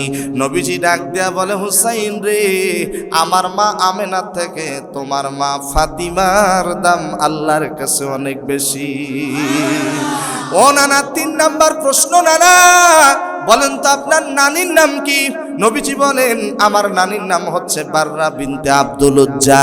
হুসাইন ডাক দিয়ে বলে নানা আপনার নানির নাম বাররা বিনতে আব্দুল উজ্জা। জীবনে কেউ কোনোদিন নাম শুনছে? জীবনে কেউ কোনোদিন নাম শোনে নাই। আপনি কি জানেন আমার নানির নাম কি? আমার নানি সাধারণ কোনো নানি নয়, আমার নানিকে স্বয়ং আল্লাহ পাক আরশে আজিম থেকে সালাম জানিয়েছে। আমার নানি ইসলামের জন্য সমস্ত সম্পদগুলো দান করে দিয়েছে। আমার নানি সাধারণ কোনো নানি নয়, আমার নানি মক্কার জমিনে সর্বপ্রথম আপনার হাতে হাত রেখে কালেমা পড়ে মুসলমান হয়েছে। আমার নানির নাম হচ্ছে খাদিজাতুল কুবরা আত-তাহেরা। ও নানা বলেন তো আপনার নানির দাম বেশি না আমার নানির দাম বেশি? নবীজি ডাক দিয়ে বলে হুসাইন রে, আমার নানি বাররা বিনতে আব্দুল উজ্জা থেকে তোমার নানি খাদিজার দাম আল্লাহর কাছে অনেক বেশি। ও নানা সর্বশেষ প্রশ্ন, নানা বলেন তো আপনার নানার নাম কি? নবীজি ডাক দিয়ে বলেন আমার নানার নাম হচ্ছে ওয়াহাব ইবনে আব্দে মানাব। হুসাইন ডাক দিয়ে বলে নানা আপনার নানার নাম ওয়াহাব ইবনে আব্দে মানাব। জীবনে কেউ কোনোদিন নাম শুনছে? জীবনে কেউ কোনোদিন নাম শোনে নাই। আপনি কি জানেন আমার নানার নাম কি? আমার নানা সাধারণ কোন নানা নয়, আমার নানাকে আল্লাহ রাব্বুল আলামিন গোটা পৃথিবীবাসীর জন্য রহমত হিসেবে পাঠিয়েছেন। ওয়ামা আরসালনাকা ইল্লা রাহমাতাল লিল আলামিন। আরেকটু জোরে বলেন আল্লাহু আকবার।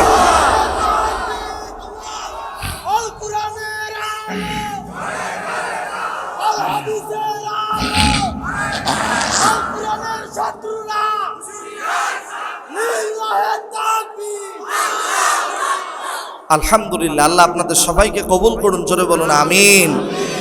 আমাদের নবী হচ্ছে রহমতের নবী, আমাদের নবী হচ্ছে বরকতের নবী। একটু বলেন না সুবহানাল্লাহ। কথায় কথা বের হয়ে যায়, বিশেষ করে যুবক ভাইরা একটু মনোযোগ দেন। নবীজির মায়ের নাম কি ছিল? আমেনা। মা আমেনা বলেন, একদম যারা হজে গিয়েছেন, এই যে সভাপতি সাহেব হজে গিয়েছিলেন, দেখেছেন কাবা ঘরের পাশেই হলো নবীজির বাড়ি।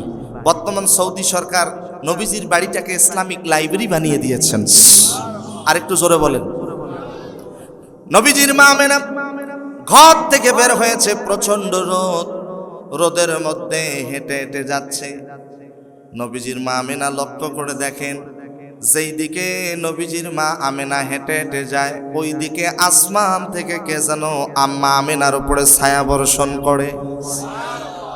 শুধু কি তাই, নবীজির মা আমেনা বলেন, পাথরের মধ্যে পা রাখার সঙ্গে সঙ্গে খেয়াল করে দেখি পাথরগুলো পর্যন্ত নবীর সম্মানে মোমের মতো গলে যাচ্ছে।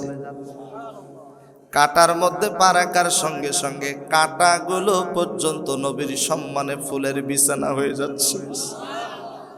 নবীজির মা আমেনা বলেন, কূপের কাছে পানি নেওয়ার জন্য গিয়েছি, পানিগুলো অনেক নিচে, তুলতে অনেক কষ্ট হবে। খেয়াল করে দেখি নিচের পানিগুলো অটোমেটিক আমি আমেনার হাতের কাছে চলে এসেছে। ও আমার রংপুরের ভাইরা, ও শাপলা চত্বরের ভাইরা, একটু মনোযোগ দিয়ে কথাগুলো শুনতে হবে। নবীজির মা আমেনা বলেন, পৃথিবীতে যত সন্তান জন্মগ্রহণ করেছে, আমিও জন্মগ্রহণ করেছি, আপনারাও জন্মগ্রহণ করেছেন। পৃথিবীতে মা বাবা ছাড়া কিন্তু কেউ আসতে পারি নাই। আমার পাশেই আমার স্নেহের মেহেদি বসে আছে। আমরা সবাই কিন্তু মায়ের পেট থেকে এই জমিনে এসেছি। আমার নবীজির প্রিয় মা মা আমেনা বলেন, আমার সন্তান যখন জন্মগ্রহণ করেছে, নাভি কাটা অবস্থায় জন্মগ্রহণ করেছে। আমরা সবাই মায়ের পেটের মধ্যে ৫,০০০-এর অধিক লাথি দিয়েই পৃথিবীতে এসেছি। কিন্তু নবীজির মা আমেনা বলেন, আমার সন্তান মোহাম্মদ একটা বারের জন্য পা দিয়ে আমার কলিজায় লাথি মারে নাই। নবীজির মা আমেনা বলেন, আমার সন্তান মোহাম্মদ যখন জন্মগ্রহণ করেছে, খেয়াল করে দেখি সেজদারত অবস্থায় জন্ম নিয়েছে। জন্মের সাথে সাথে সেজদায় পড়ে গিয়েছে, দুটি হাত জমিনে, দুইটি পা জমিনে, নাক কপাল জমিনে। আমরা যখন জন্মগ্রহণ করেছি, সবার জবানে উম্মা উম্মা টোয়া টোয়া কান্নার আওয়াজ। কিন্তু নবীজির মা আমেনা বলেন, আমার সন্তান মোহাম্মদ যখন জন্মগ্রহণ করেছে, জন্মের সাথে সাথে সেজদায় পড়ে গিয়ে একটি মাত্র আওয়াজ, রাব্বি হাবলি ইয়া উম্মতি। নবীজি জন্মের সাথে সাথে উম্মতকে ভুলে যায় নাই। অথচ বাংলাদেশের হতভাগা মুসলমান আমরা নবীজির উম্মত, সেই নবীজিকে আমরা ভুলে গিয়েছি। ওই নবীজি হচ্ছে আমাদের আদর্শ। একটু মনোযোগ দিয়ে শুনবেন। নবীজিকে ভালোবেসেছিল হযরতে বেলাল রাদিয়াল্লাহু তাআলা আনহু, নবীজিকে ভালোবেসেছিল হযরতে খাব্বাব রাদিয়াল্লাহু তাআলা আনহু, নবীজিকে ভালোবেসেছিল হযরতে খুবাইব রাদিয়াল্লাহু তাআলা আনহু, নবীজিকে ভালোবেসেছিল হযরতে আমির হামজা। দৃষ্টান্ত দেখেছেন হযরতে বেলাল নবীজিকে কতটা ভালোবেসেছে। নবীজিকে এতটা ভালোবেসেছে, কাফের মুশরিকরা নবীজিকে হযরত বেলালকে মরুভূমির বালির উপরে ধরে নিয়ে গিয়ে দুইটি হাত দুইটি পায়ের তালুর মধ্যে লোহার পেরেক তারকাটা মেরে দিয়েছে। বেলাল শুধু বলেন আহাদ আহাদ আহাদ কুল হুয়াল্লাহু আহাদ। এই শব্দটা বলার সাথে সাথে হযরতে বেলালের জিহ্বাটা টান দিয়া জিহ্বার মধ্যে লোহার পেরেক তারকাটা মেরে দিয়েছে। হযরতে বেলাল কথা বলতে পারলেন, দুই হাত দুই পা জিহ্বার থেকে দরদর করে রক্তগুলো জমিনে পড়ে যায়। নবীজিকে কতটা ভালোবেসেছে। লা ইউমিনু আহাদুকুম হাত্তা আকুনা হাব্বা ইলাইহি মিন ওয়ালিদিহি ওয়া ওয়ালাদিহি ওয়ান নাসি আজমাইন, রাওয়াহুল বুখারী মুসলিম। বুখারী শরীফের হাদিস। ততক্ষণ পর্যন্ত পূর্ণ মুমিন ইমানদার হতে পারবে না যতক্ষণ পর্যন্ত তোমাদের সন্তান সন্ততি, বাবা মা, ভাই বোন, এদের থেকে নবীজিকে বেশি ভালোবাসতে পারবা না। ও আমার শাপলা চত্বরের যুবকেরা, আপনি আপনার মাকে ভালোবাসেন, বাবাকে ভালোবাসেন, স্ত্রী সন্তানকে ভালোবাসেন, সবার থেকে বেশি ভালোবাসতে হবে জনাবে মুহাম্মদুর রাসূলুল্লাহ সাল্লাল্লাহু আলাইহি ওয়াসাল্লামকে। অর্ধ পৃথিবী রাষ্ট্রনায়ক খলিফাতুল মুসলিমিন হযরত ওমর রাদিয়াল্লাহু তাআলা আনহু, নবীজির ইন্তেকালের পরে হযরতে আবু বকরের খেলাফতকালে হযরতে ওমর রাদিয়াল্লাহু তাআলা আনহু তিনি সাথীদের সামনে বলতেছে ইসলামের জন্য সব থেকে বেশি কষ্ট করেছে হযরতে বেলাল।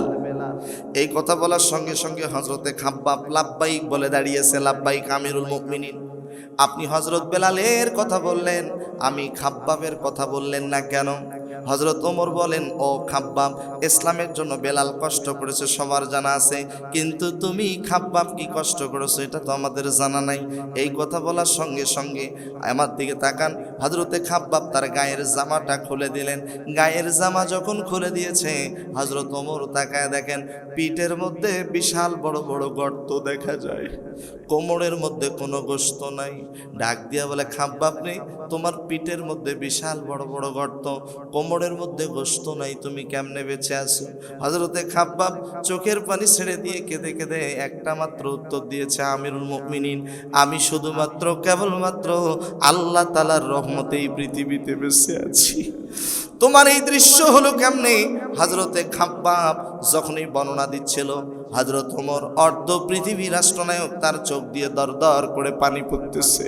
হযরতে খাব্বাব বলতেছে, আমিরুল মুমিনিন, ইসলামের পক্ষে, তাওহীদের পক্ষে কথা বলার অপরাধে, নবীজিকে ভালোবাসার অপরাধে কাফের মুশরিকরা আমি খাব্বাবকে মরুভূমির বালির উপরে ধরে নিয়ে গেছে, দুইটি হাত দুইটি পা পেছন দিক দিয়া রশি দিয়া বেঁধে দিয়েছে, উপর কোণে শোয়া দিয়েছে, জ্বলন্ত আগুনের অঙ্গারগুলো আমি খাব্বাবের পিঠের মধ্যে তুলে দিয়েছি। পিঠের গোশতগুলো গলে গলে জমিনে পড়ে যায়। আমাকে ডেকে বলে, খাব্বাব বলো তুমি ইসলাম ছেড়ে দিবা কিনা, নবীর ভালোবাসা ছেড়ে দিবা কিনা? আমি খাব্বাব উত্তরে বলেছিলাম, একটা নয়, দুইটা নয়, হাজারটা লক্ষ কোটিটা যদি জ্বলন্ত আগুনের অঙ্গার তুলে দাও, আমি খাব্বাব হাসতে হাসতে জীবন দেব, শহীদ হব, এরপরও কাফের মুশরিকদের কাছে কখনো মাথা নত করব না। হযরতে হানজালা রাদিয়াল্লাহু তাআলা আনহু নবীজিকে কতটা ভালোবেসেছেন, বিবাহ করেছেন নতুন স্ত্রী ঘরের মধ্যে রেখে, ফরজ গোসল হয়েছে, কিন্তু তিনি যখনই শুনতে পেরেছে আমার নবীজি শহীদ হয়ে গিয়েছে, তিনি আর দেরি করে নাই, সঙ্গে সঙ্গে ঘর থেকে বের হয়ে এসেছে যুদ্ধের ময়দানে। যুদ্ধের ময়দানে এসে কয়েকটা জাহান্নামের কীটকে, কাফেরদেরকে জাহান্নামে পাঠায়া দিয়া এক পর্যায়ে তিনি নিজেও শহীদ হয়ে গিয়েছে। বলেন আল্লাহু আকবার।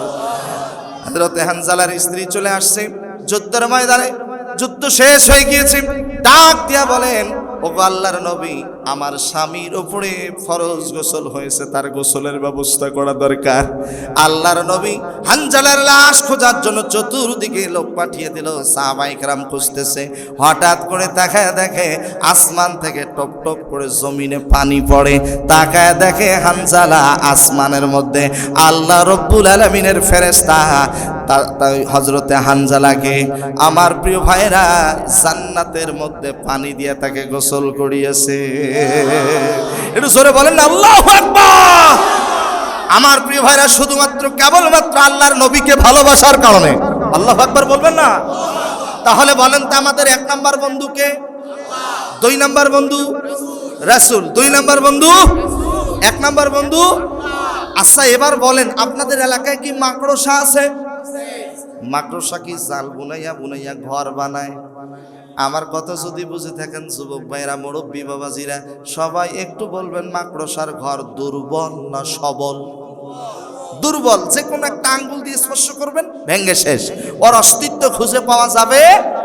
আল্লাহ রাব্বুল আলামিন সূরা আনকাবুতের ভিতরে বলেন, মাসালুল্লাযীনা ইত্তাখাযু মিন দুনিল্লাহি আউলিয়া কামাসালিল আনকাবুত। আপনাদের কাছে একটা অনুরোধ, যতবার কোরআনের আয়াত পড়বো আল্লাহু আকবার বলতে পারবেন? সবাই মুখে যাদের মাফলাট আছে একটু নামায় ফেলেন না। জি ইনশাআল্লাহ, যুবকের মতো বলেন আল্লাহু আকবার। না না, পছন্দ হয় নাই, ইশারা দিলে বুঝবেন। মাশাআল্লাহ, এই না হলো শাপলা চত্বরের মানুষ। পাশেই তো আমার আবু সাইদ বুক পেতে দিয়েছিল, ঠিক কিনা বলেন? রংপুরের লোক বলে মফিস লোক, এখন ওয়ার্ল্ডের ভিতরে রংপুরের সুনাম ছড়িয়ে পড়েছে। 16-17 বছরের স্বৈরাচারী শাসক পালিয়ে যেতে বাধ্য হয়েছিল আমার রংপুরের সন্তান আবু সাইদের কারণে। এই জন্য যুবকদেরকে এগিয়ে আসতে হবে। আগামীর বাংলাদেশ তাকিয়ে আছে যুবকদেরকে। যুবকরা ইসলামের দিকে আসতে হবে, বলেন ইনশাআল্লাহ। আর একটু জোরে বলেন ইনশাআল্লাহ। কষ্ট হচ্ছে, শেষ করব, চলবে কতক্ষণ? ফজর, আজকে জুমার রাত, কত দিকে চলে গেছে। আজকে রাতটা না হয় কোরআনের জন্য দিয়েই দিলাম। কি দুর্বল হলেন নাকি? আশা আছে, থাকবেন। কারা কারা দুই হাত তুলে দেখা দাও। নারে তাকবীর, নারে তাকবীর। আল কোরআনের আলো, তাফসীর মাহফিল যেখানে, গান বাজনা যেখানে, সিনেমা হল যেখানে, পাশেই তো সিনেমা হল, হ্যাঁ আছেন। সিনেমা আর আমরা দেখতে চাই না। এখনকার যুবকরা দেখে ডক্টর মিজানুর রহমান আজহারীর মাহফিল। কথা বলেন। আল্লাহ তাআলা যুবকদেরকে খালিদ বিন ওলীদের কাতারে কবুল করুন। আসতে বলবেন না, জোরে বলেন আমিন। আপনারা দুই হাত উঠাইছিলেন, আমি কিন্তু দুই হাত উঠাইনি। না, দুই হাত তুলি নাই। আপনারা সারা রাত থাকেন, আমার কোনো আপত্তি নেই। তবে আমি আর কয়েক মিনিট আসছি, বলেন ইনশাআল্লাহ। আজকের মাহফিলে কি মা বোনেরা আছে? মা বোনদের জন্য কিছু বলা দরকার। ওরাই তো বারবার দেশের সরকার। তো একজন তো দুপুরে রান্না করে খাবার টাইম পায় নাই, পালাইছে। আর একজন তো কবরে শুয়ে আছে। দোয়া করি আল্লাহ যেন জান্নাত নসিব করেন। তবে আগামীতে আমার সাথে একমত কারা কারা আর কোন নারী প্রধানমন্ত্রী বাংলাদেশে দেখতে চাই না। যে দলেই ক্ষমতায় যাক, একজন পুরুষ প্রধানমন্ত্রী হোক। কারা কারা চান? দুইটা হাত তোলেন দেখি ইনশাআল্লাহ। লিল্লাহ তাকবীর। আল কোরআনের আলো, মাশাআল্লাহ। হাত নামান। কষ্ট হচ্ছে? আমার সাথে একমত আছেন তো? ভাই যাই বলেন, সত্য কথা বলতেই হবে। আসল জায়গায় যদি নারী নেতৃত্ব দেয়, রহমত বরকত ও জায়গা থেকে উঠে যাবে। কথা কন। পুরুষ দরকার 100, যেই আসুক। কথা কন না কেন? এখানে সব দলের ভাইরা আছে না? আওয়ামী লীগ কি সব পালাইছে? বিএনপির ভাই আছে না? জাতীয় পার্টি, জামাত, ছাত্র দল, ছাত্র শিবির, ছাত্র আন্দোলন, সব দলের ভাইরা আছে। তবে মনে রাখবেন, আপনি যে দলেই করেন, মারা যাওয়ার পর যখন মুন্সিপাড়া কবরস্থান, নূরপুর কবরস্থানে লাশটা রাখবে, তখন একটা দোয়া পড়বে, বিসমিল্লাহি ওয়া আলা। আপনি বিএনপি করছেন, মরার পরে বলবে না বিসমিল্লাহি ওয়া আলা মিল্লাতে বিএনপি, বিসমিল্লাহি ওয়া আলা মিল্লাতে চরমনাই, বিসমিল্লাহি ওয়া আলা মিল্লাতে জামাত ইসলামী বলবে নাকি? তাহলে ভাই সবাই বলেন, কি বলবে? বিসমিল্লাহি ওয়া আলা মিল্লাতে রাসূলুল্লাহ। দল মত নির্বিশেষে সব দলের ভাইদেরকে বলি, আমাদের সব থেকে বড় পরিচয় হলো আমাদের ধর্মের নাম কি? ইসলাম। আর আমরা কি? মুসলমান। একটু জোরে বলেন আল্লাহু আকবার। আমার প্রিয় ভাইরা, হিন্দুদের ভিতরে ঐক্যবদ্ধতা আছে, খ্রিস্টানের ভিতরে ঐক্যবদ্ধতা আছে, বৌদ্ধদের ভিতরে ঐক্যবদ্ধতা আছে, কিন্তু হতভাগা মুসলমান আমাদের মাঝে শুধু ফতোয়া নিয়ে দ্বন্দ্ব আছে। হাত উপরে বাঁধবো না নিচে বাঁধবো, আমি নাচতে বলবো না জোরে বলবো, দল্লিন কব না জল্লিন কব, নবী মাটির তৈরি না নূরের তৈরি, এগুলো ইসলামের কোনো মৌলিক বিষয় নয়। এগুলো নিয়ে ঝগড়াঝাটি করা যাবে না। সময় এসেছে দল মত নির্বিশেষে মুসলমানেরা যদি এক হতে পারি, আগামী পৃথিবী হবে আল কোরআনের পৃথিবী, আগামী পৃথিবী হবে মুসলমানের পৃথিবী। পার্শ্ববর্তী দেশ ভারতের মধ্যে মুসলমানেরা এত বছর তারা ক্ষমতায় ছিল, বাবরি মসজিদ তারা ভেঙে দিয়া মন্দির তৈরি করেছে। কথা কন না কেন? মুসলমানরা এত বছর ক্ষমতায় ছিল, কোন মন্দির ভেঙে কি মসজিদ বানাইছে? করে নাই। কিন্তু তারা অল্প দিনের ক্ষমতায় কি করলো? বাবরি মসজিদ ভেঙে দিয়া তারা রাম মন্দির তৈরি করলো। তবে আপনারা জেনে খুশি হয়েছেন, মুর্শিদাবাদে হুমায়ুনের নেতৃত্বে আলহামদুলিল্লাহ আবারও বাবরি মসজিদ তৈরি হচ্ছে। কথা বলেন না? আমার প্রিয় ভাই, মুসলমানদেরকে এক হতে হবে। মুসলমানরা যদি আমরা আগামীতে এক হতে পারি, মুসলমানদের উপরে কথা বলার মতো কোন ইহুদি নাসারার কথা বলার মতো দুঃসাহস থাকবে না।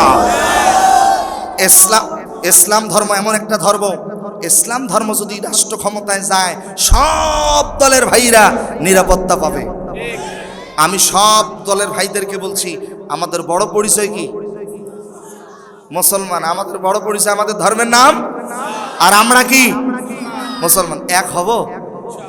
একটু জোরে বলেন। অনেকেই বলে হাত এখানে, অনেকেই বলে এখানে। মক্কায় যখন গেলাম, আমার মা পেছনে, আমি সামনে গিয়ে দেখি দাঁড়ালাম, কাবা শরীফ আমার সামনে, 2 কাতার কাবা শরীফ সামনে। আল্লাহ তাআলা তৌফিক দিয়েছে, হযরত আসওয়াদ জান্নাতি পাথর চুমু খেতে পেরেছি। এই হাত দিয়ে কাবার কিলাপ ধরেছি, আল্লাহ কবুল করেছে। জেনে খুশি হবেন, আমার মায়ের দোয়া। মাত্র 6 বছর বয়সে বাবাকে হারিয়েছি, মায়ের দোয়া করে মাকে বলেছি, মা মদিনায় যেদিন আসছি বলছি, মা আমার জন্য দোয়া করবেন, আমি যেন রিয়াজুল জান্নাতে নামাজ পড়তে পারি। আমার নবীজি যেখানে দাঁড়িয়ে নামাজ পড়িয়েছেন এবং নবীজি যেখানে শুয়ে আছেন, এর মধ্যবর্তী জায়গাটাই হলো রিয়াজুল জান্নাত। আল্লাহ অসংখ্যবার আমাকে সেই জায়গায় নামাজ পড়ার তৌফিক দিয়েছেন। আমার প্রিয় ভাইরা, কারো যদি মনের আশা থাকে, আল্লাহ অবশ্যই কবুল করবেন ইনশাআল্লাহ। বলে না ইনশাআল্লাহ। আমার প্রিয় ভাইরা, এই জন্য মা বাবার খেদমত করতে হবে। পরবর্তী স্টেপে আমার কিছু আলোচনা আছে, যুবকদের উদ্দেশ্যে কিছু নসিহা আছে। যেহেতু মা বোনেরা আসছে, মা বোনদের জন্য কিছু বলার দরকার আছে। আচ্ছা, এই যে আমার দিকে তাকান, আল্লাহ তাআলার পবিত্র মহাগ্রন্থ আল কোরআন, সূরাটির নাম হলো সূরা আত-তাহরিম। কোন সূরা? সূরা আত-তাহরিম। আয়াত নাম্বার বলে দিচ্ছি, নোট করে নেন, বাড়িতে গিয়ে খুলে দেখবেন। আয়াত নাম্বার 10, 11, 12। এই 3টি আয়াতের মধ্যে আল্লাহ পাক উল্লেখযোগ্য 4 জন নারীর কথা বলেছেন। 2 জন নারী হলো মুমিনা, আর 2 জন নারী হলো মুশরিকা। এই 2 জন নারী মুমিনা কারা কারা আমি বলবো, 2 জন নারী মুশরিকা কারা কারা আমি এটাও বলবো। এরপরে আমি বলবো তিরমিজির হাদিস, 6 প্রকার নারী, কোনো প্রশ্ন হবে না, তারা সরাসরি জাহান্নামে যাবে। নাউজুবিল্লাহ বলবেন? আরেকটু জোরে বলে। কয় প্রকার নারী? 6 প্রকার নারী, কোনো প্রশ্ন হবে না, তারা সরাসরি কোথায় যাবে? জাহান্নামে। এরপরে বুখারীর হাদিস থেকে একটা হাদিস বলবো, আল্লাহ তাআলা 10 প্রকার নারীকে ভালোবাসেন। আরেকটু জোরে বলেন। কয় প্রকার? 10 প্রকার নারী কারা কারা আসেন তো হাদিস থেকে জেনে নিই। এরপরে আমি বলবো ইহুদি নাসাদের মহিলাদের 7টা বৈশিষ্ট্য আছে। ইহুদি মহিলাদের এই 7টা বৈশিষ্ট্য যদি কোনো মুসলমান মা বোনদের মাঝে পাওয়া যায়, জাহান্নাম ছাড়া কোনো উপায় থাকবে। এই 7টা বৈশিষ্ট্য কি কি আমি হাদিস থেকে নোট করেছি, আপনাদেরকে বলবো, শোনাবো। বলেন না ইনশাআল্লাহ। এরপরে আমি বলবো যে আল্লাহ রব্বুল আলামিন আমাদেরকে এই পৃথিবীতে পাঠিয়েছেন, বিশেষ করে মা বোনেরা যারা আছে তাদের 4টা আমলের কথা বলবো। এই 4টা আমল যদি কোনো মা বোন করতে পারে, আল্লাহ রব্বুল আলামিন তাদেরকে জান্নাতের যে কোনো দরজা দিয়ে প্রবেশ করার অনুমতি দিয়ে দেবেন। নেককার স্ত্রী হতে গেলে 4টা গুণ অর্জন করতে হবে, নেককার স্বামী হতে গেলে 4টা গুণ অর্জন করতে হবে। এখন যারা অবিবাহিত, যারা বিয়ে করেন নাই, তারা প্রশ্ন করতে পারেন, হুজুর নেককার স্ত্রীর 4টা গুণ, নেককার স্বামীর 4টা গুণ, আমাদের কোনো গুণ আছে? যারা অবিবাহিত যুবক তাদের জন্য একটা হাদিস বলবো, খুব মনোযোগ। আপনারা যারা এখনো বিবাহ করেন নাই, আমার রাসূল বলেছেন যে মেয়ের মধ্যে 6টা গুণ পাবেন। কয়টা গুণ? 6টা গুণ পাবেন। এই মেয়েকে যদি বিবাহ করেন, আল্লাহ তাআলা ওই সংসারে বরকত রহমত দিয়ে ভরপুর করে দেবেন। কয়টা গুণ? এখন পর্দার আড়ালের বোনেরা প্রশ্ন করতে পারে, হুজুর ছেলেরা মেয়েদের 6টা গুণ দেখে বিবাহ করবে, আমরা মেয়েরা ছেলেদের কয়টা গুণ দেখে বিয়ে করব? প্রশ্ন আসতেই পারে। মা বোনদেরকে বলবো, বোনেরা আপনার অভিভাবকের মাধ্যমে আপনি খোঁজ নেবেন, যে যুবককে বিবাহ করতে যাচ্ছেন ওই যুবকের যদি 2টা গুণ পান, আমার রাসূল বলেছেন এই 2টা গুণ পেলে আল্লাহ তাআলা ওই সংসারে বরকত রহমত ভরপুর করে দেবেন। কয়টা গুণ? 2টা গুণ। এই 2টা গুণ কি কি আমি বলবো। এরপরে এই যে দেখেন আমার হাতে আল্লাহর কোরআন, আল্লাহর কসম করে বলি, যত জায়গায় বলেছি বাস্তবতার সাথে আমল করেছে, তারা পরীক্ষিত পেয়েছে।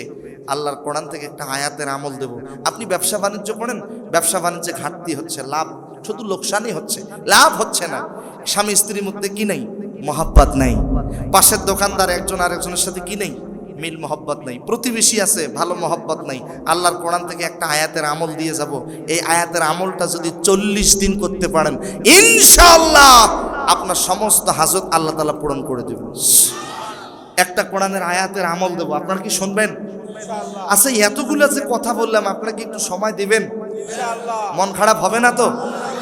আল্লাহর রহমতে কয়েকটা মিনিট ধৈর্য ধারণ করব। একটু জোরে বলেন তো ইনশাআল্লাহ।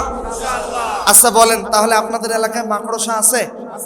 আছে। মনে রাখবেন আমার প্রিয় ভাইয়েরা, আল্লাহ রাব্বুল আলামিন বলেন মাকড়সার ঘরের যেমন কোনো শক্তি নাই, আল্লাহ ছাড়া কেউ যদি অন্য কারো সাথে সম্পর্ক রাখে তাদের সম্পর্কটাও হবে মাকড়সার ঘরের মতো দুর্বল। ওই আল্লাহর সাথে বন্ধুত্ব করতে হবে যে আল্লাহ তার বান্দিকে অন্ধকার পথ থেকে আলোর পথে নিয়ে আসেন। আল্লাহ রাব্বুল আলামিন বলেন, আল্লাহু ওয়ালিয়ুল্লাযীনা আমানু ইউখরিজুহুম মিনাজ-জুলুমাতি ইলান-নূর। এই তো আপনারা ভুলে গেছেন, ক্লান্ত হইছেন।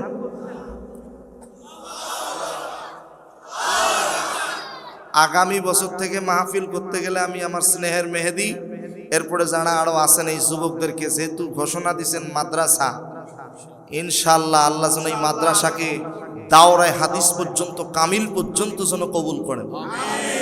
আল্লাহ যেন এই যুবকগুলোর মনের চাওয়াকে যেন আল্লাহ কবুল করেন। আল্লাহ যেন প্রত্যেকটা যুবককে খালিদ বিন ওলীদের কাতারে কবুল করেন। আমার প্রিয় ভাইরা, কোরআনের শিক্ষা গোটা পৃথিবীতে ছড়িয়ে পড়ুক, আমরা চাই কি চাই না? চাই। তাহলে ওই আল্লাহর সাথে বন্ধুত্ব করতে হবে যে আল্লাহ অন্ধকার পথ থেকে কোন পথে নিয়ে আসে? আলোর পথে নিয়ে আসে। ওই আল্লাহ আমাদের একমাত্র সাহায্যকারী। আল্লাহ রাব্বুল আলামিন বলেন, ওয়া মা লাকুম মিন দুনিল্লাহি মিন ওয়ালিয়্যিন ওয়ালা নাসীর। ওই আল্লাহ ছাড়া আমাদের কোনো সাহায্যকারী আছে নাকি? ওই আল্লাহ এক, অদ্বিতীয়। যারা পারেন আমার সঙ্গে পড়েন, কুল হুয়াল্লাহু আহাদ আল্লাহুস সামাদ লাম ইয়ালিদ ওয়া লাম ইউলাদ ওয়া লাম ইয়াকুল লাহু কুফুয়ান আহাদ। আল্লাহ রাব্বুল আলামিন বলেন, কুল হুয়াল্লাহু আহাদ, আল্লাহ এক, আল্লাহ অদ্বিতীয়, আল্লাহুস সামাদ। তিনি কারো প্রতি মুখাপেক্ষী নন। গোটা পৃথিবীর প্রাণীগুলো আওয়াজ দিয়া বলেন, কার দিকে মুখাপেক্ষী? লাম ইয়ালিদ ওয়া লাম ইউলাদ, তিনি জন্মগ্রহণ করেন নাই, তিনি কাউকে জন্ম দেন নাই। ওয়া লাম ইয়াকুল লাহু কুফুয়ান আহাদ, আল্লাহর সমকক্ষ। জবান খুলে বলেন তো, পৃথিবীতে আর কেউ আছে নাকি? আল্লাহর সমকক্ষ পৃথিবীতে আর কেউ আছে? পৃথিবীতে আর কেউ নাই। আমাদের একমাত্র রব। জবান খুলে বলেন, তিনি কে? আল্লাহ আমার রব, এই রবই আমার সব। বলেন, আল্লাহ আমার রব, এই রবই আমার সব। দমে দমে তনু মনে তারি অনুভব, দমে দমে তনু মনে তারি অনুভব। আল্লাহ আমার রব, সবাই আল্লাহ আমার রব, এই রবই আমার। আল্লাহকে বেশি বেশি করে ভালোবাসার তৌফিক দান করুন। আরেকটু জোরে বলেন আল্লাহুম্মা আমিন। আমাদের এক নাম্বার বন্ধুকে আল্লাহর সাথে বন্ধুত্ব স্থাপন করতে গেলে শর্ত হলো 4টা। জোরে বলেন, কয়টা? আরো জোরে। জোর হলো না। নির্বাচন আসছে, ট্রেনিং হয়ে যাক, কথা কন। তাহলে আল্লাহর সাথে বন্ধুত্ব স্থাপন করতে গেলে শর্ত কয়টা ভাই? এই দেখেন, 1, আল্লাহর দেওয়া চিঠি, কি নাম? কোরআন পড়তে হবে। যে সিদ্ধান্ত নিয়েছে এলাকার যুবকেরা, আল্লাহর সাথে বন্ধুত্ব স্থাপন করতে গেলে 1 নম্বরে কি? কোরআন পড়তে হবে। আমি এই আয়াতের আলোচনা আজকে করতে চাই নাই। যুবকরা যখন মাহফিলে ঘোষণা দিয়েছে মাদ্রাসা, এই জন্য আমি কোরআনের শিক্ষার উপরে আমি আল্লাহর সাথে বন্ধুত্ব স্থাপন করতে গেলে যেহেতু শর্ত আছে, এই জন্য আয়াত পড়েছি। খুব মনোযোগ আমার প্রিয় ভাই। 1 নম্বর, আল্লাহর সাথে বন্ধুত্ব স্থাপন করতে গেলে আল্লাহর দেওয়া চিঠি কি করতে হবে? পড়তে হবে। আচ্ছা বলেন তো, নামাজ পড়া কি সুন্নত না ফরজ? যাকাত দেওয়া, জোরে বলেন, যাকাত দেওয়া। জেপনে টাকা থাকলে একবার হজ করা, পবিত্র কোরআন আল কারীমের শিক্ষা অর্জন করাও ফরজ। কোরআনের শিক্ষা অর্জন করা কি ভাই? ফরজ। আমার প্রিয় ভাইরা, আল্লাহর সাথে বন্ধুত্ব স্থাপন করতে গেলে শর্ত হলো 4টা। 1 নম্বর, আল্লাহর দেওয়া চিঠি কোরআন পড়তে হবে। কোরআন পড়তে হবে। 2 নম্বরে, কোরআন শুধু পড়লেই হবে না, এই কোরআনটা আপনাকে আমাকে বুঝতে হবে। 3 নম্বরে, এই কোরআন শুধু নিজে বুঝলেই হবে না, এই কোরআন এই কোরআন আমাদেরকে আমল করতে হবে। কথা বলেন, কথা ঠিক কিনা? এক নম্বরে কোরআন পড়তে হবে, দুই নম্বরে কোরআন বুঝতে হবে, তিন নম্বরে কোরআন মানতে হবে। তিন নম্বরে কোরআন মানতে হবে। চার নম্বরে কোরআন আমি একাই যে মানবো তা হবে না, পরিবারে, সমাজে, রাষ্ট্রের ভিতরে এই কোরআন মানাতে হবে। বলেন না ইনশাআল্লাহ? তাহলে আল্লাহর দেওয়া চিঠি কোরআন, আল্লাহর সাথে বন্ধুত্ব স্থাপন করতে গেলে শর্ত কয়টা? মাফ করে নিয়ে যাওয়ার তৌফিক দান করুন। আমার প্রিয় ভাইরা, আপনাদের মনে আছে কিনা জানি না, আমরা সবাই একদিন কি হব? মাশাআল্লাহ, কি হব? এই লাশ কবরে পৌঁছার আগেই পৌঁছে যাবে কি? বাস পৌঁছে যাওয়ার আগেই পৌঁছে যাবে কি? পৃথিবীতে এসেছিলাম যেভাবে যেতে হবে সেভাবে। পৃথিবীতে যেদিন এসেছিলাম ওই দিন আপনার আমার গোসলটা করিয়ে দিয়েছে অন্যজনের। আবার যেদিন পৃথিবীর থেকে বিদায় নেব ওই দিনও শেষ গোসলটাও করিয়ে দেবে অন্যজনেরা। অহংকার করে কোনো লাভ আছে ভাই? তাহলে আসেন, এক নম্বরে কোরআন বলে গেছে, এক নম্বরে কোরআন পড়তে হবে। আল্লাহ রাব্বুল আলামিন বলেন, যারা পারেন আমার সঙ্গে পড়েন, ইকরা বিসমি রাব্বিকাল্লাযী খালাক খালাকাল ইনসানা মিন আলাক ইকরা ওয়া রাব্বুকাল আকরাম আল্লাযী আল্লামা বিল কলম আল্লামাল ইনসানা মা লাম ইয়ালাম। আল্লাহ রাব্বুল আলামিন বলেন, ইকরা বিসমি রাব্বিকাল্লাযী খালাক, পড়ো তোমার প্রভুর নামে। আল্লাহর নবী যখন হীরা গুহায় ধ্যানে মগ্ন, আল্লাহ পাক সূরা আলাকের প্রথম 5টা আয়াত নাজিল করে দিয়েছেন। ও আমার রংপুর শাপলা চত্বরের ভাইয়েরা, এই কোরআনটা কিভাবে পড়ব আল্লাহ তাআলা সেটাও বলে দিয়েছেন। আউজিদ আলাইহি ওয়ারাত্তিলিল কুরআনা তারতিলা। এই কোরআনটা সাফ সাফ করে পড়তে হবে, স্পষ্টভাবে পড়তে হবে। তবে আপনাদের জন্য আর একটা সুসংবাদ বলে দেই আমার প্রিয় ভাইয়েরা, আল্লাহ রাব্বুল আলামিন পবিত্র কুরআনুল কারীমে বলেছেন, যে ব্যক্তি আল্লাহর যে বান্দা যে বান্দি প্রতিদিন ফজরের নামাজের পরে এই কোরআন তেলাওয়াত করবে, আল্লাহর এই কোরআন তাকে সুপারিশ করে জান্নাতে নিয়ে যাবে। আর একটু জোরে বলেন। আল্লাহ রাব্বুল আলামিন বলেন, আকিমিস সালাতা লিদুলুকিশ শামসি ইলা গাসাকিল লাইলি ওয়া কুরআনাল ফাজর ইন্না কুরআনাল ফাজরি কানা মাশহুদা। ফজরের নামাজের পরে এই কোরআন তেলাওয়াত করতে হবে। এখনকার মা বোনেরা দেখেন, রাত 2টা 3টা পর্যন্ত ইন্ডিয়ান সিরিয়াল দেখে, ঘুম থেকে উঠে রাত সকাল 10টা 11টায়। আর আগেরকার দিনে দেখেছেন ফজরের নামাজের পরে মা বোনেরা কোরআন তেলাওয়াত করতো গুনগুন করে। সেদিন একটা মাহফিলে বললাম, একটা কোরআন নিয়ে আসেন, স্টেজে কোরআন নাই। কোরআন যখন নিয়ে আসা হলো, আমার ভাইয়েরা, আমি একটা কালো পাঞ্জাবি পরেছিলাম, দেখি কালো পাঞ্জাবি সাদা হয়ে গেল। কি ব্যাপার? আহারে, খোঁজ নিয়ে দেখি এই যে কোরআনের গিলাপটা, যে কাপড়টা দিয়ে গিলাপটা দিয়ে যে কোরআনটা ঢেকে রেখেছে, আমার প্রিয় ভাইয়েরা, জি আমার প্রিয় ভাইয়েরা, এই কোরআনের গিলাপটা যে ঢেকে রেখেছে এটা ধুলো দিয়ে ভর্তি হয়ে গেছে। এখানেই বোঝা যায় কোরআন বাড়িতে আছে কিন্তু কোরআন পড়ে না। কোরআন বাড়িতে আছে কিন্তু পড়ার সময় নাই। এখন অনেক যুবকও আছে রাত 2টা 3টা পর্যন্ত ওয়াজ শোনে। ফজরের যখন আজান দেয় মুয়াজ্জিন সাহেব, এই আশরাফিয়া মসজিদে আজান হয়, আসসালাতু খায়রুম মিনান নাওম,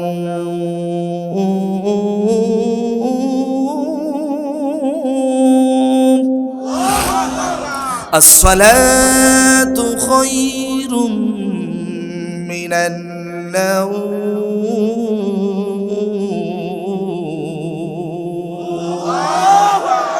ঘুমের থেকে নামাজ উত্তম। দেখবেন এই কুয়াশার দিন, আহারে ঠান্ডা পানি, ওযু করব কষ্ট হয়, লেপ গায়ে দিয়ে ঘুমায়। আল্লাহর বান্দা ফজরের নামাজে মসজিদে আসে না। আছে না এরকম কিছু যুবক? আছে। এ ভাই, আজান শোনার পরে তুমি লেপটা কম্বলটা কি করতেছো, মুড়িয়ে দিয়ে ঘুমাচ্ছ। হতে পারে এই ঘুমটা জীবনের শেষ ঘুম। কেমন করে ঘুমাও তুমি, কেমন করে ঘুমাও তুমি ফজর করে কাজা। এমনও তো হতে পারে জোহরে জানাজা তোমার, এমনও তো হতে পারে জোহরে জানাজা। মুসলিম হয় না জন্ম নিলেই মুসলমানের ঘরে, কাফের মুমিন তফাটা হয় সালাতের উপরে। ও ভাই, নামাজের উপরে। এই জীবনে নামাজ যেন, এই জীবনে সালাত যেন হয় না কভু কাজা। এমনও তো হতে পারে জোহরে জানাজা তোমার, এমনও তো হতে পারে জোহরে জানাজা। কথা কন, কথা বলেন, কথা ঠিক। ঘুম ভাঙলেই সকাল, না ভাঙলে কি পরকাল। পরকালে দেখা হবে। কথা কন না কেন? আল্লাহ যেন আমাদের সবার নেক হায়াত দান করেন। আসতে বলবেন না, জোরে বলেন। আপনাদের মনে আছে কিনা জানি না, কয় প্রকার নারী সরাসরি জাহান্নামে যাবে? মাশাআল্লাহ। যদি পয়েন্টগুলো মনে রাখতে পারেন তাহলে আমি বলি। বলেন তো, কয় প্রকার নারীকে আল্লাহ তাআলা ভালোবাসেন? মাশাআল্লাহ। এবার বলেন, ইহুদি মহিলাদের বৈশিষ্ট্য কয়টা? 7টা। এই 7টা পাওয়া যায় জাহান্নাম ছাড়া কোনো উপায়। আমি আরেকটা অ্যাড করে দিলাম, এই দুনিয়ার থেকে যত নারী জান্নাতে যাবে সবার আগে 5 জন নারী জান্নাতে প্রবেশ করবে। কয়জন নারী? 5 জন। রেফারেন্স ছাড়া কোনো কথা হবে না। 5 জন নারী সবার আগে জান্নাতে যাবে বলেছেন জনাবে মুহাম্মদুর রাসূলুল্লাহ। এই 5 জন নারী কারা কারা আসেন মা বোনদের জন্য আলোচনা করা অত্যন্ত জরুরি। একটু আওয়াজ দিয়ে কথা বলেন, কথা ঠিক কিনা? আমার প্রিয় ভাই, একটু মনোযোগ দিয়ে শুনবেন। মহিলাদের 7টা বৈশিষ্ট্য আছে। এই 7টা বৈশিষ্ট্য যদি কারো মাঝে পাওয়া যায়, জাহান্নাম ছাড়া কোনো উপায়। 1 নম্বরে আন্নানা, যে মহিলা বেশি বেশি চায়, টাকা চায় বেশি, বাড়ি চায় বেশি, জমি চায় বেশি, গহনা চায় বেশি, শাড়ি চায় বেশি, 3 পিস চায় বেশি। কিছু কিছু মহিলার চাহিদা দেখবেন বছরে ঈদের আগের দিন এমন ভাবে জনমের মতো ধরে, তুমি যদি এই ঈদে 10টা শাড়ি না দাও তাহলে আমি তোমার ভাত খাবো না। এরকম কিছু মহিলা আমাদের সমাজে বলেন তো আছে না নাই? রংপুরে নাই? আছে। এক একটা মহিলার আলমারির মধ্যে কাপড় দিয়ে ভর্তি। আবার যদি রংপুর জাহাজ কোম্পানির মধ্যে থেকে 2000 টাকা দিয়ে একটা শাড়ি কিনে নিয়ে এসে ঠোঁটটা ভেসরায় বলে, এটা কোনো শাড়ি হইল? কথা কয় না, কথা কয় না। এই জন্য স্ত্রীকে খুশি করবার জন্য যদি 2000 টাকার শাড়ি 20,000 বলা লাগে তাও জায়েজ। বোঝেন নাই মনে হয়? হ্যাঁ, 2000 দিয়ে কিনছেন, 80 বলবেন ওগো সোনা কলিজা ময়না রে, জাহাজ কোম্পানির মোর গেলাম 20,000 টাকা দিয়ে তোর জন্য শাড়ি এলাম। দেখবেন আপনারে তরকারি যদি রান্না করে খাওয়ায় 2টা, পরের দিন থেকে খাওয়াবে 10টা। কথা কন? হ্যাঁ, আমার প্রিয় ভাইরা, হাসার জন্য বললেন না, বুঝার জন্য বলছি। যে মহিলা বেশি বেশি চায় ওই মহিলার স্থান জান্নাত না জাহান্নাম? অল্পতেই খুশি থাকতে হবে। 30 সেকেন্ডের একটা কথা মা বোনদেরকে মনে করে দেই। নবীজির মেয়ে খাতুনে জান্নাত ফাতেমাতুজ জোহরা রাদিয়াল্লাহু তাআলা আনহা, তার এক সাইডে হাজার হাজার কোটি টাকার সম্পদ। বলছে, মা তুমি এই সম্পদ চাও না জান্নাত চাও? মা ফাতেমা বলছে, আমার দুনিয়ার সম্পদের দরকার নাই, আমি জান্নাত চাই। আরেকটু জোরে বলেন। 2 নম্বরে মান্নান, যে মহিলা খোটা দেয়। আমাদের সমাজে কিছু মহিলা আছে দেখবেন দান করে খোটা দেয়, উপকার করে খোটা দেয়।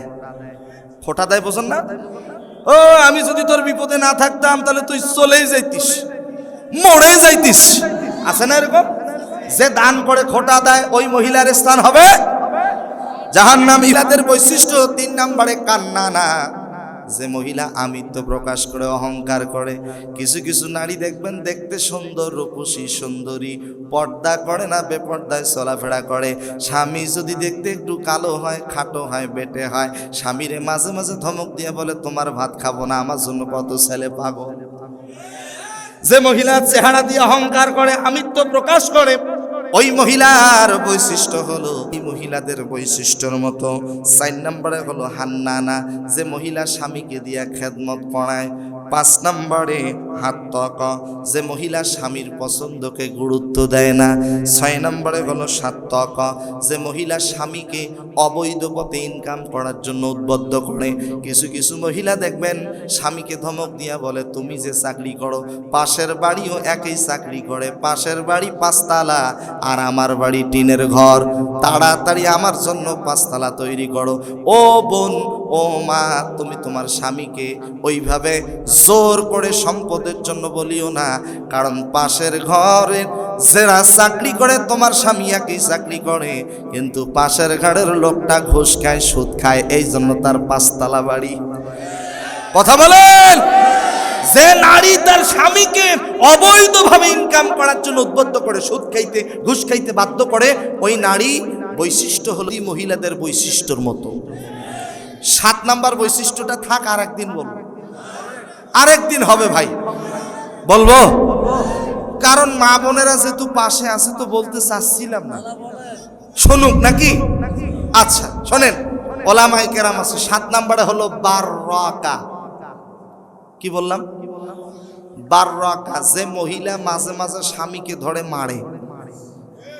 এরকম মহিলা মনে হয় শাপলাতে রংপুরে নাই। আরে স্বামী কিসের কি স্ত্রী মারবে, উল্টো স্ত্রী কাকে মারে? স্বামীকে মারে। মাঝে মাঝে তো দুর্ঘটনা দেখেন, এই স্বামীর বেলে হাত কেটে নিল, পাও কেটে নিল, স্বামীরে মারে। এরকম কিছু মহিলা বলেন তো আমাদের সমাজে আছে না? নাই? কথা কয় না, আছে না? আচ্ছা, মাঝে মাঝে যে আপনারা আবার স্ত্রী মারেন, এটা কি জায়েজ? জায়েজ না? বেটা আজকে ওয়াজ শুনি যান, 100% স্ত্রীকে মারা যায়। চাচিক তো কোনদিন মারেন না। হ্যাঁ শোনেন, আমার দিকে তাকান, স্ত্রীকে 100% মারা যায়। আমি কি বলবো? হ্যাঁ, সবার মুখে হাসি, মনে মনে ভাবতেছে আগে বাড়ি যাই, হুজুর বলেন, শুনবো। শোনেন, স্ত্রীকে মারা যায় ওলামায়ে কেরাম আছে 4টা কারণে। কয়টা কারণ? স্ত্রীকে শাসন করা যায়। এই মুহূর্তে যদি মা বোনেরা আমার প্রতি রাগ করে, কোনো কিছু করার নাই, সত্য কথা বলতেই হবে। মা বোনেরা খুব মনোযোগ। স্ত্রীকে মারা যাবে 4টা কারণে: ফরজ নামাজ, ফরজ রোজা, স্বামীর খেদমত, পর্দা, সতীত্বের হেফাজত। এই 4টি কাজ যদি ঠিক মতো আদায় না করে স্ত্রীকে শাসন করা যায়। তবে আমার নবীজি বলেছেন স্ত্রী 4 স্থানে আঘাত করা যাবে না। কয় স্থান? 4 স্থানে আঘাত করা যাবে না। 1 নম্বরে হলো বুকে, 2 নম্বরে পিঠে, 3 নম্বরে মুখে, 4 নম্বরে মাথায়। অর্থাৎ কোমরের উপরে মারা যাবে না, মারতে হবে কোমরের নিচে। কোমরের নিচে মারবেন কয় হাত? লাঠি দিয়ে 10 হাত হবে না, 5 হাত হবে না, 2 হাত হবে না, 1 হাতও হবে না। আমার রাসূল বলেছেন আধা হাত। কত হাত? আধা হাত। বলেন কত হাত? আধা হাত। অর্থাৎ একটা মেসওয়াকের সমান লাঠি। কিছু সমান? এই মেসওয়াকের সমান লাঠি দিয়া স্ত্রীকে শাসন করা যায়। আছে মেসওয়াকটা ঠিক এত বড়। কেউ যদি চালাকি করে লাঠি লম্বা করার জন্য পেলাসের মাথা দিয়ে ধরে, তাহলে কিন্তু হবে না। বাঙালি তো খুব চালাক। এইভাবে মুষ্টি বেঁধে ধরতে হবে, মারতে হবে কোমরের নিচে। কিভাবে মারবেন? আলতো আলতো করে মারবেন, যেন স্ত্রীর কোমরের নিচে কোনো প্রকার আঘাতজনিত দাগ না পড়ে। এই দেখেন চাচা এবার হাসছে, বলেন না সুবহানাল্লাহ। অর্থাৎ এই যে দেখেন, আলতো আলতো করে এইভাবে যদি মারেন, স্ত্রীর কোমরের নিচে কোনো প্রকার আঘাতজনিত দাগ যেন কি না পড়ে, এইভাবে মারতে হবে। এই যে দেখেন, এই মারার থেকে, বলেন বলেন, এই মারার থেকে না মারাই ভালো। তবে হ্যাঁ, এই ওয়াজ করতেছিলাম ভারতের উত্তর 24 পরগনা। এক যুবক মাঝখান থেকে উঠে গেছে, বলছে হুজুর এই ওয়াজ তো জীবনে কোনোদিন শুনিনি, আজকে শুনলাম স্ত্রীকে 4টা কারণে মারা যায়, স্ত্রী 4 স্থানে মারা যাবে না, অর্থাৎ কোমরের নিচে মারতে হবে মেসওয়াকের সমান লাঠি দিয়ে। তো হুজুর একটা মাসালা জানতে চাই। আমি বললাম কি মাসালা, তাড়াতাড়ি বলো। হুজুর এই মেসওয়াকের সমান লাঠি দিয়ে এইভাবে মারলে তো লাগবে না, তো এইভাবে ঘুতা যাবে কিনা? দেন বাঙালি কত চালাক, এরপর ফতোয়া খোঁজে কিভাবে ঘুরতে যায়। এটা আমি হাসার জন্য বলি নাই ভাই, বোঝানোর জন্য বলছি।